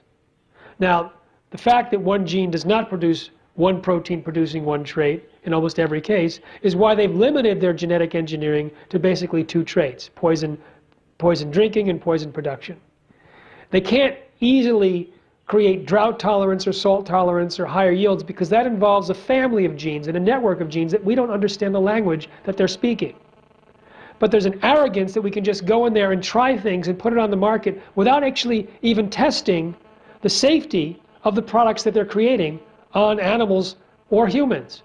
They feed an animal GM crops for 90 days at low concentrations and figure if it passes 90-day test, then we can feed it to humans at high volume for the rest of their lives. It's complete arrogance and extremely dangerous. One of Monsanto's plans is to introduce Terminator technology. It's not yet introduced, but it can have a catastrophic effect on agriculture around the world. It's a technology that forces plants to grow sterile seeds so that farmers cannot plant them year after year. Now, Monsanto, when it was originally developed by a number of companies, including the USDA, they were targeting the developing countries where 1.4 billion farmers save their seeds. If there's changes in weather, if there's damage from insects or from disease, we have a huge diversity of plants growing on farmers' fields around the world. We can find the genetics to withstand these changes. But if you wipe out that diversity and limit it just to the few seeds that are available in the catalog, you are risking the entire population's food supply in order to promote the profits of these companies. So this is a huge and horrific mess. And the world has risen up against Terminator technology because they want to protect the ability of farmers to save seeds year after year and not turn them into bioserfs where they go back and like a new biocolonialism where the Monsantos of the world force farmers to buy seeds year after year in order to maintain a profit and a lifestyle. The Department of Justice and Department of Agriculture have teamed up to do an evaluation of whether the agriculture industry in the United States has reached a level of monopoly or a duopoly or whatever. And I certainly think that it's very, very dangerous right now, that it's too concentrated. They're controlling prices, they're controlling distribution, they're pushing their GM seeds, eliminating the availability of non-GM seeds, reducing the genetic diversity, and basically keeping farmers desperate. They're always removing enough money from the system to keep farmers desperate, which is one way that they apparently control them or convince them to keep doing whatever the next magic bullet is from Monsanto and these other companies. Contamination is a real serious issue. The biotech industry originally promised it would be impossible to contaminate. In fact, one executive from a company testified in Europe that you'd be more likely to get pregnant from a toilet seat than be contaminated by a GM crop. Now they've changed their tune and say, well, contamination is inevitable, but it's not important. It's very important. Contamination happens at a higher rate than anyone's predicted. Someone was looking at genetically modified alfalfa, which is out in very small quantities right now because it was taken off the market because it was approved illegally, but a small amount got on there. So someone was checking, and in 2008 there was a 3% contamination of the 200 lots that he tested. In 2009 it was up to 12%. In canola, which cross-pollinates very easily and the seeds move by wind, they looked at 33 bags of non-GMO canola seed. 32 of the 33 had at least a very tiny amount of contamination. It is difficult to get clean seed in canola, a little bit less difficult in corn, a little bit less difficult in soy, depending on the cross-pollination.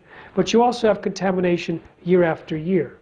You plant GM canola in one year, and if you plant non-GM canola, you'll still have over 1% contamination for the next 16 years because unharvested canola seed can drop into the soil and germinate year after year, and they produce thousands of seeds, and they also partially drop and not get harvested. So there's a contamination over time. Then you have this bizarre, ridiculous movement to introduce pharmaceuticals and industrial chemicals grown inside the plant. And we've had a near miss a few years ago where there was corn varieties engineered to produce a vaccine for pig diarrhea. And the following year, the corn sprouted, the stubble remained inside a soybean field and was harvested, and they found that out just in time and saved it from the food supply. But I suspect that other of these industrial chemical producing crops have contaminated the food supply at some point. I think it's just ridiculous that they plant crops that produce pharmaceutical chemicals outdoors and in food crops. Years ago, there was a few countries in sub-Saharan Africa that had a famine, and so the U.S. sent genetically modified corn as a food aid. When they discovered it was genetically modified, they asked the U.S. to please substitute non-GM corn, and the U.S. refused.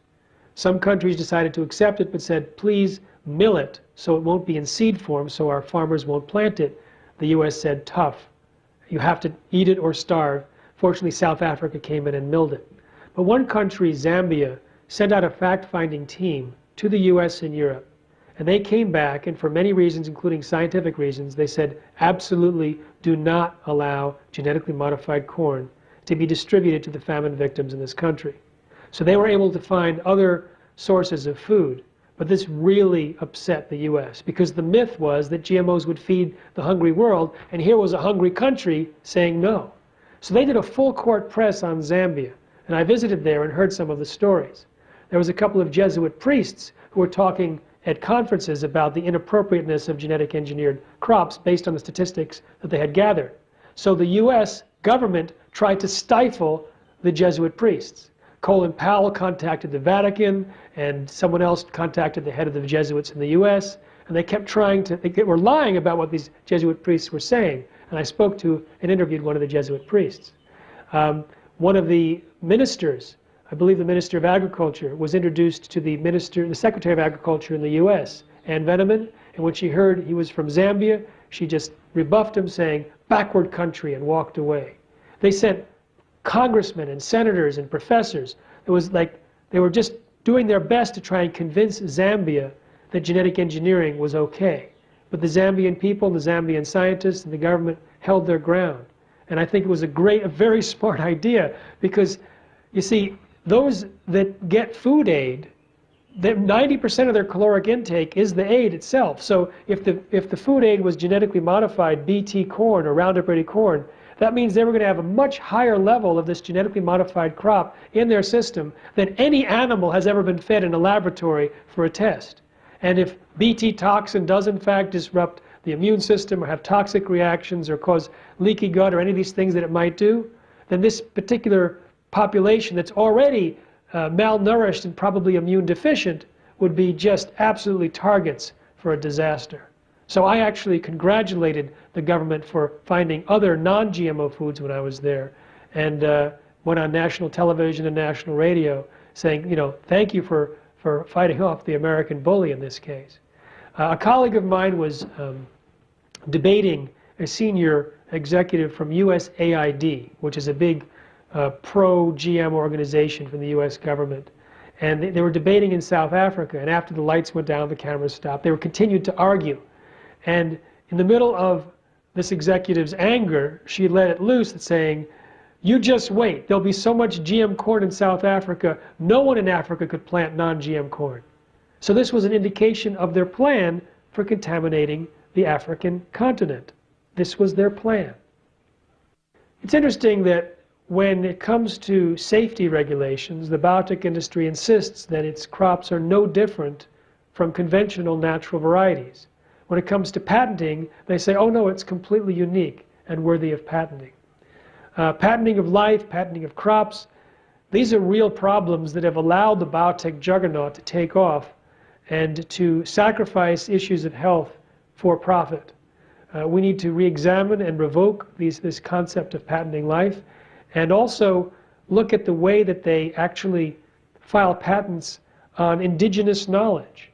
Companies have tried to patent flour used for chapati breads in India, for neem in India, which is a natural product that's been developed for years, for basmati rice, for all these different things. They'll go in like bioprospectors and biopirates to steal some of the indigenous resources that have possibly been developed by farmers over generations. And because they discover some ways in which the characteristics work on a molecular level, they file a patent, and then they can sell the products of their patent back to the indigenous countries that developed it.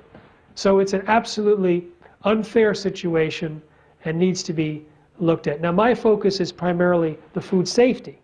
And I chose food safety because I believe that's the leverage to get rid of GMOs.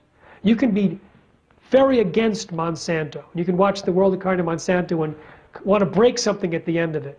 But it doesn't really speak so much about the health, so you don't realize that eating a corn chip might be just that bad, you know, and the soy might be just that bad. There's tremendous harm that can come from eating GMOs if you look at the animal feeding studies, the livestock issues, and what's happened in the US since GMOs were introduced from a correlational side. So if you talk about the patent issue or the environmental issue or the social justice issue or corporate takeover, you can arouse anger in people, but they may just go out and buy a GMO and eat it. If you explain that eating a corn chip that's genetically engineered might turn your intestinal bacteria into living pesticide factories, then they put the brakes on for themselves and their family. And that is what's going to be leveraged for getting rid of GMOs, when people understand the health dangers and make healthier choices. The bees are dying in a thing called colony collapse disorder, which is not well understood. Now, it's, in my opinion, it's definitely not primarily caused by GMOs, because they're dying in large numbers in other countries where they don't plant GMOs. More recent information suggests that the seed treatments from neonicotinoid insecticides are the cause. Now, these are insecticides created from nicotine or tobacco. When biotech companies introduced a variety of Bt corn that kills the rootworm, they found that it wasn't very effective for the first few weeks of the corn plant's life. So the rootworm or corn or soil-based organisms could destroy the seed and the early plant. So what they did is they developed a way to encapsulate a systemic insecticide based on tobacco called neonicotinoid insecticides and put them on the seeds, and the insecticide would then infiltrate into the seed and into the plant and exude out of all the different cells of the plant for several weeks. That way it would sort of do the job to protect against the soil-based organisms until the Bt kicked in. But this neonicotinoid insecticide is known to disrupt the navigation ability and memory of bees, where they may not be able to get back to the hive. Now, it was believed that the seed treatments, that these type of seed treatments were responsible in large part or completely for colony collapse disorder. And when they banned these type of insecticides from several countries in Europe, like in Italy, the next year there was no colony collapse the next year except in one hive where they used the old seeds that still had it. They couldn't figure out the vector, how it was that the bees were getting the seed treatment from the plants, until they discovered that plants, they exude a certain nectar or water that's concentrated with their nutrients in the morning, like dew, and these bees fan the hive to keep the air conditioning going all night, and they get exhausted, so they immediately leave the hive in the morning and go to the nearest source of nutrition, which is this nectar on the plants nearby. But this nectar or water contains the insecticide as well. So now they understand the vectors in terms of how these honeybees are getting large doses of this insecticide. And one of the characteristics of colony collapse disorder is that there's oftentimes no bees in the hive, that they go out and they don't come back. So we think that the neonicotinoid seed treatments, which were increased because of the use of genetic engineering, is probably responsible for, or at least in large part, of colony collapse disorder. But there are more deaths among the bees in the United States than in other countries. And we think that that increase might be the result of genetically engineered crops, particularly the Bt toxin, which is designed to kill insects. It's not acutely toxic to bees, but in some studies they found that the bees that grabbed pollen from the corn plants that were genetically engineered, they actually were susceptible to a viral infection, whereas the controls were not.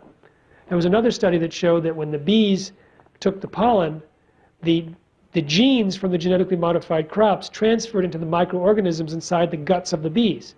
This also happens in humans. This could mean long-term effects from short-term exposure. Genetically modified foods and crops are one of the most dangerous health and environmental catastrophes we're facing. And yet very few people know about it. There's very few money. There's very few organizations funding those of us who are trying to stop it. I mean, I struggle year after year with, a skeleton crew, and I see things like global warming just pulling millions and millions of dollars, and we just get chump change and volunteers to try and stop this juggernaut. Fortunately, it's easier to stop GMOs than it is these other problems because we don't have to affect government policy. We can do it through market choices, and that's what we plan to do.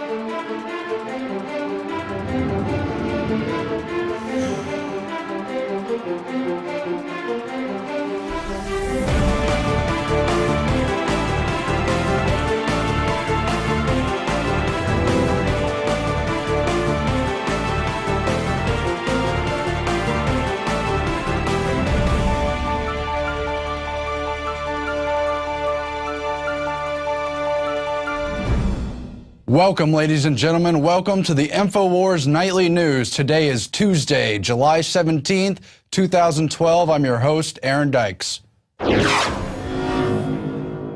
Tonight, outrage after local news channel helps public identify gun owners using a system similar to that identifying sex offenders. Then, Iceland has hired an ex-cop to hunt down the bankers that wrecked its economy. And the Pentagon releases comics for globalist domination. All this, plus we replay a special interview from Jeffrey Smith, one of the leading food safety and genetically modified researchers in the country. Grab your pencil and paper because you won't want to miss this interview. All this and more on the Infowars Nightly News.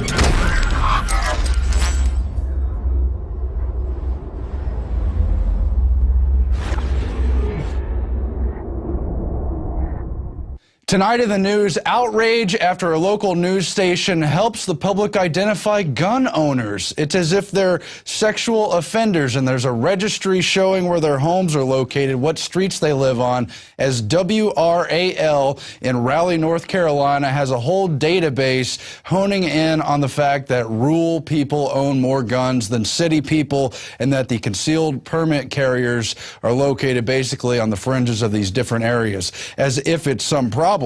But they try to demonize gun ownership as if this is a liberal thing the government has allowed to go on and they should rein it in, and how really concealed weapons owners are the dangerous people, that they're somehow criminals or suspected criminals. And so you've got concerned resident David Knight. He's actually one of our reporter contest entries. He was towards the top. He almost won the contest. He sent us an email warning that although street numbers are not shown yet, they point out that most of the carry permits are in rural areas. On my road, for example, there's only 4 addresses. On other roads where you could find on there's maybe 1 or 2 homes, basically tipping off criminals to where there's weapons in the home and where there isn't, and allowing them to be persecuted by people who are terrified of firearms despite the Second Amendment. This information has only previously been available through written requests to the state's Bureau of Investigation, but now it's being publicized in effort to basically demonize gun ownership. Knight says the news station's act of helping the public identify gun owners is an attempt to name and shame, while suggesting the Second Amendment advocates pose a threat akin to sex offenders, which is ridiculous. However, this article out of North Carolina cites the New York Times, which has totally demonized concealed carry, made a case study of North Carolina to try to convince the public that those who hold weapons are the criminals, when, of course, real criminals don't register their guns, they don't buy them on the market, they don't go through background checks. But you've got Gail McNeil, executive director of North Carolina. Remember, they've now got 51% and growing of the population totally dependent on government. I saw this number from LouRockwell.com and looked it up. It's true. Did you know that they've doubled the number of people on welfare in just 3.5 years? Doubled. Because, yes, the banksters in this monopoly economy are putting things into a depression, so a lot of people would be in trouble if they didn't have it. But they create an atmosphere where you've got to go to them for help. And then they can use that giant mob as a political army, just like they're now announcing the, quote, free government health care for the illegals, but citizens have to pay for it. That's now been announced. And, oh, old people won't get the treatment now because it's all rationed. The death panels, it's all being announced. But understand this, even if you believe in collectivism, they don't have the consent. This is an offshore banking cartel with people like Warren Buffett, the biggest single recipient of the banker bailout in 2008 through 2010. Look it up. It's New York Times, Wall Street Journal. He's quite proud of it. He's always saying, I'm rich, I don't pay enough taxes, raise taxes on me. Because he knows they helped write the laws where he's exempt. People won't look at the fine print. He's basically exempt, just like Mitt Romney is, just like General Electric and Google are. Most of these companies pay 0 tax. He used your tax money with the General Motors bailout to move it to Brazil, Eastern Europe, and China. 22 bill, Cadillac, and Volt. Look it up. You cannot make this up. So he's here telling you he's going to save you with big government with all these desperate people.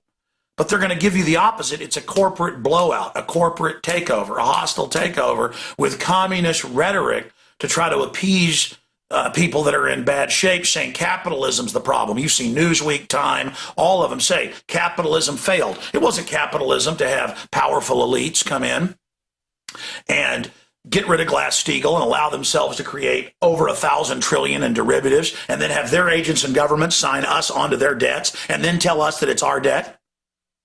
You understand? This is the domestication happening right now, continuing. I mean, this is amazing communist speech, folks. There are a whole bunch of hard-working people out there. Yeah, don't worry. Just like all these other countries that go into communism and socialism, soon you're not going to have a job. I see these comments sometimes on these YouTube videos going, yeah, in socialist countries, there's 100% employment and everything's milk and honey.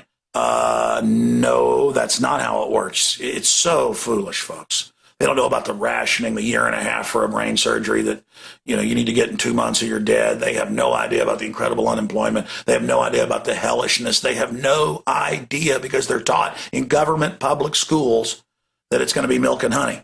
So see, everybody's hard work. It's not the globalists' fault for destroying our currency and shipping our jobs overseas that hardworking people can't get ahead. No. It's anybody that's got a better job or more money than you do. People making $125,000 a year individually or $250,000 in a couple. That's who he's saying rich, people that aren't exempt. You understand? That's who the ultra rich are targeting, is the middle class. And then he's talking about the middle class like he's trying to save it. If you were successful, somebody along the line gave you some help. Well, yeah, but does that mean that, you're paying them. It's a free system. And believe me, you work hard in my operation, you get paid more, you move up. That's how things work. If the company keeps growing, but see, he's a globalist. They cheated everybody and shipped the jobs overseas. There was a great teacher somewhere in your life. Somebody helped to create this unbelievable American system that we had that allowed you to thrive. That allowed you to thrive. By the way, and this is the most important point, every place like New York, Chicago that they control is a hellhole for the general public and super hard to make it unless you're part of a special, class like Wall Street. And believe me, that's a special clique to get into, the highest levels of that. We've interviewed all the top people. So again, here they are creating this system where the mega banks get free money and we don't, but nobody knows about that real form of discrimination. Here are the banksters declaring they've conquered the world, and Obama is talking about how you didn't get there. He says, if you've got a business, you didn't build that. That's a quote. Somebody else made that happen. That's a quote. If you've got a business, you didn't build that. Somebody else made that happen. Continuing, again, the state is not God. It creates nightmares 98% of the time. And if for brief times it doesn't, then later that same system becomes corrupt. And it is so amazing to see this happen. Nobody wants to live in the cities that these guys control. They're absolute hellholes when the big city mafia model gets in control. And everybody's running from those states and those cities. And the globalists, again, hate this country. They want to collapse it so they can control it. And it is so disgusting to see Obama up there pushing this when it is not the free market that did this. It's the people that control him that engineered it on record as a planned global meltdown. And now they're going to offer socialism and then communism as the solution to the crisis they created when they're offshore and globalist and exempt from the communism they're bringing into Western Europe and the United States, which is nothing but a takeover and a re-education of the country and a breaking of the back of the independent spirit. He's coming to Austin, Texas. In fact, he's here right now. He just landed. And we're sending our crew out. We'll have that for Infowars Nightly News tomorrow night. Shutting down 290, I-35, much of downtown. Most of the businesses are shutting down for the day. And the Secret Service just says, don't come downtown, slaves, because the puppet of the New World Order is coming to town. And again, much of the businesses have shut down. There's a story on that in the Statesman. They're having all these security checkpoints and all this stuff to keep him safe, to create the illusion that he actually controls things, that he's actually, running things, so the banksters don't actually get identified. That's just some of what they're going to shut down downtown and the major highways. It's just pathetic what we've been conditioned to accept, the TSA sticking their hands down our pants. This is an illegitimate federal government. that's been captured by foreign banks, that spies on us illegally, that tortures and kills people illegally, NDAA, that engages in all these insider deals, giving trillions to their buddies. It must come to an end. And more government is not the answer.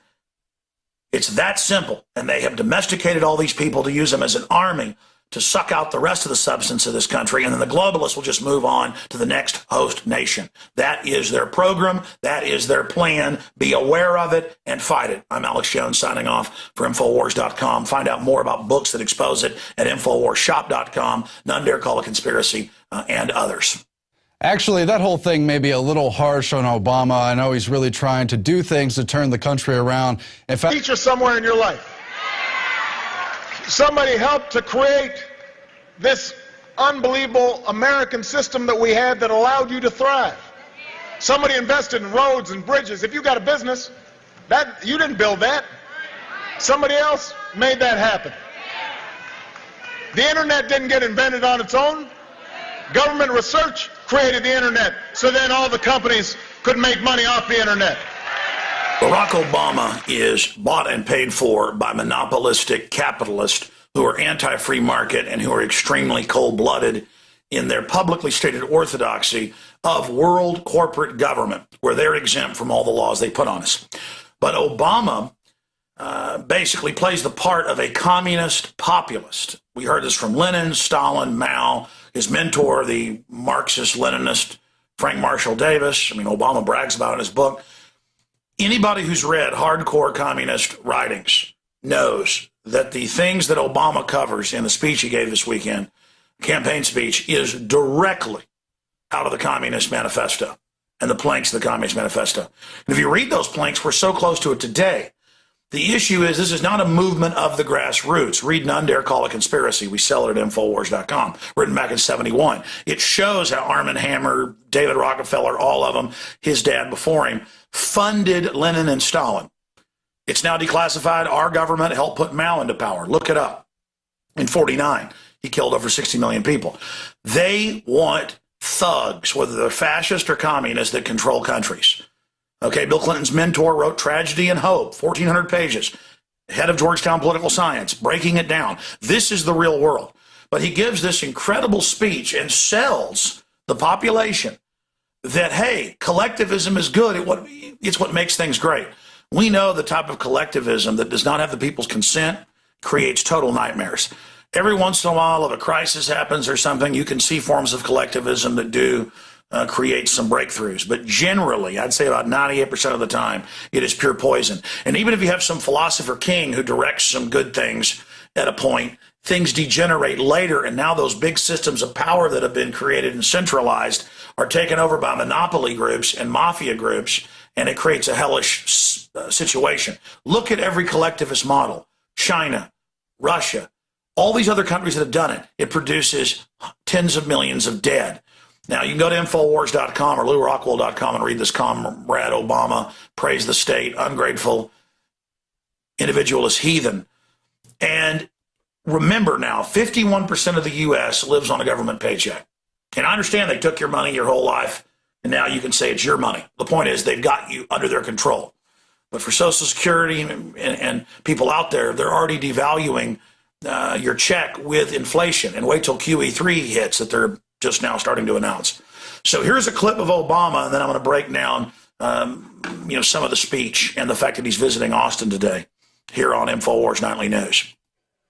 They know they didn't. If you've been successful, you didn't get there on your own. You didn't get there on your own. I'm always struck by people who think, well, it must be because I was just so smart. There are a lot of smart people out there. It must be because I worked harder than everybody else. Let me tell you. All right, let's pause it right there. And he goes on and on.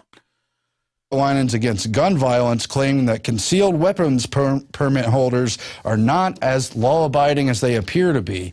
And then they link to the New York Times report from December 2011, where they say guns in public and out of sight. And they highlight the story of one individual who randomly shot at a biker because he was hogging up too much of the road, really shooting at him without any reason. Now, he pled guilty to assault with a deadly weapon. I assume he's in prison. But they directly link him to more than 240,000 concealed carry permit owners in North Carolina. And they say while it's a small percentage of them, many of them are criminals. And it goes on to cite 2,400 permit holders, 1% of that number, as having been convicted of felonies or misdemeanors. But then they go on to explain that of 2,400, really only 200 were convicted of felonies, and 10 people were murderers among 240,000 concealed permit carriers. I wonder what the number is among the general public. But they just want you to think these are the criminals, these are the people who are going to commit crimes, so they're trying to create a scare about it. In fact, in the WARL article, Peggy Elrod, who's basically a gun shop owner, says some of them believe this is the criminal element, people who train to use guns. So you've got the whole permit process, which turns the right to bear arms into a so-called privilege. Then they try to demonize the privilege, say they've been too loose with the rules, and basically saying they need to rein in people who are even allowed to have concealed carry permits. When you can always open carry, you can always bear arms, but they, of course, don't want it to appear that way. That's okay. The UN gun grab is coming. Turning to Iceland, this is a positive story, actually, because in all the other parts of the Western world, they refuse to even suggest that bankers are part of the problem of this worldwide depression that's looming. All the derivatives they traded to put all these countries in debt, in dire straits, to make the banks ready to collapse, and to try to get the public to pay for the whole collapse of the whole thing. Well, that didn't happen in Iceland. They said no to the banker debt, and now they have a white-collar crime investigator, a former local police lieutenant named Olafur Hauksson, who's going to be tracking down individuals who helped sink the country into the credit crunch. He's already brought a bunch of convictions, and he's going for more, including the former chief of staff of the country's finance minister, who is accused of insider trading charges. And they are not only tracking down the suspects, but help bringing the actual charges in the case to the court to make sure that things follow through in a reasonable manner. So Iceland really should be the model of how to keep your sovereignty in the midst of the financial crisis, how to not commit suicide by tying yourself to the bankers and drowning in a big lake. But instead, the media covers up Iceland and wants you to literally bow down to Goldman Sachs as they take over every other European country and get ready to do it here in the U.S. Just a very interesting story to keep our eye on. Now, Alex has a video just tearing apart Obama's latest speech where he says, if you produce something, you better thank the state for it, because the state basically helped you live, helped the sun come up, helped things happen in the modern world. Big indictment. Here's that video right now. If you've been successful, you didn't get there on your own. I'm always struck by people who think, well, it must be because I was just so smart. There are a lot of smart people out there. It must be because I worked harder than everybody else. Let me tell you something. There are a whole bunch of hard-working people out there. If you were successful, somebody along the line gave you some help. There was a great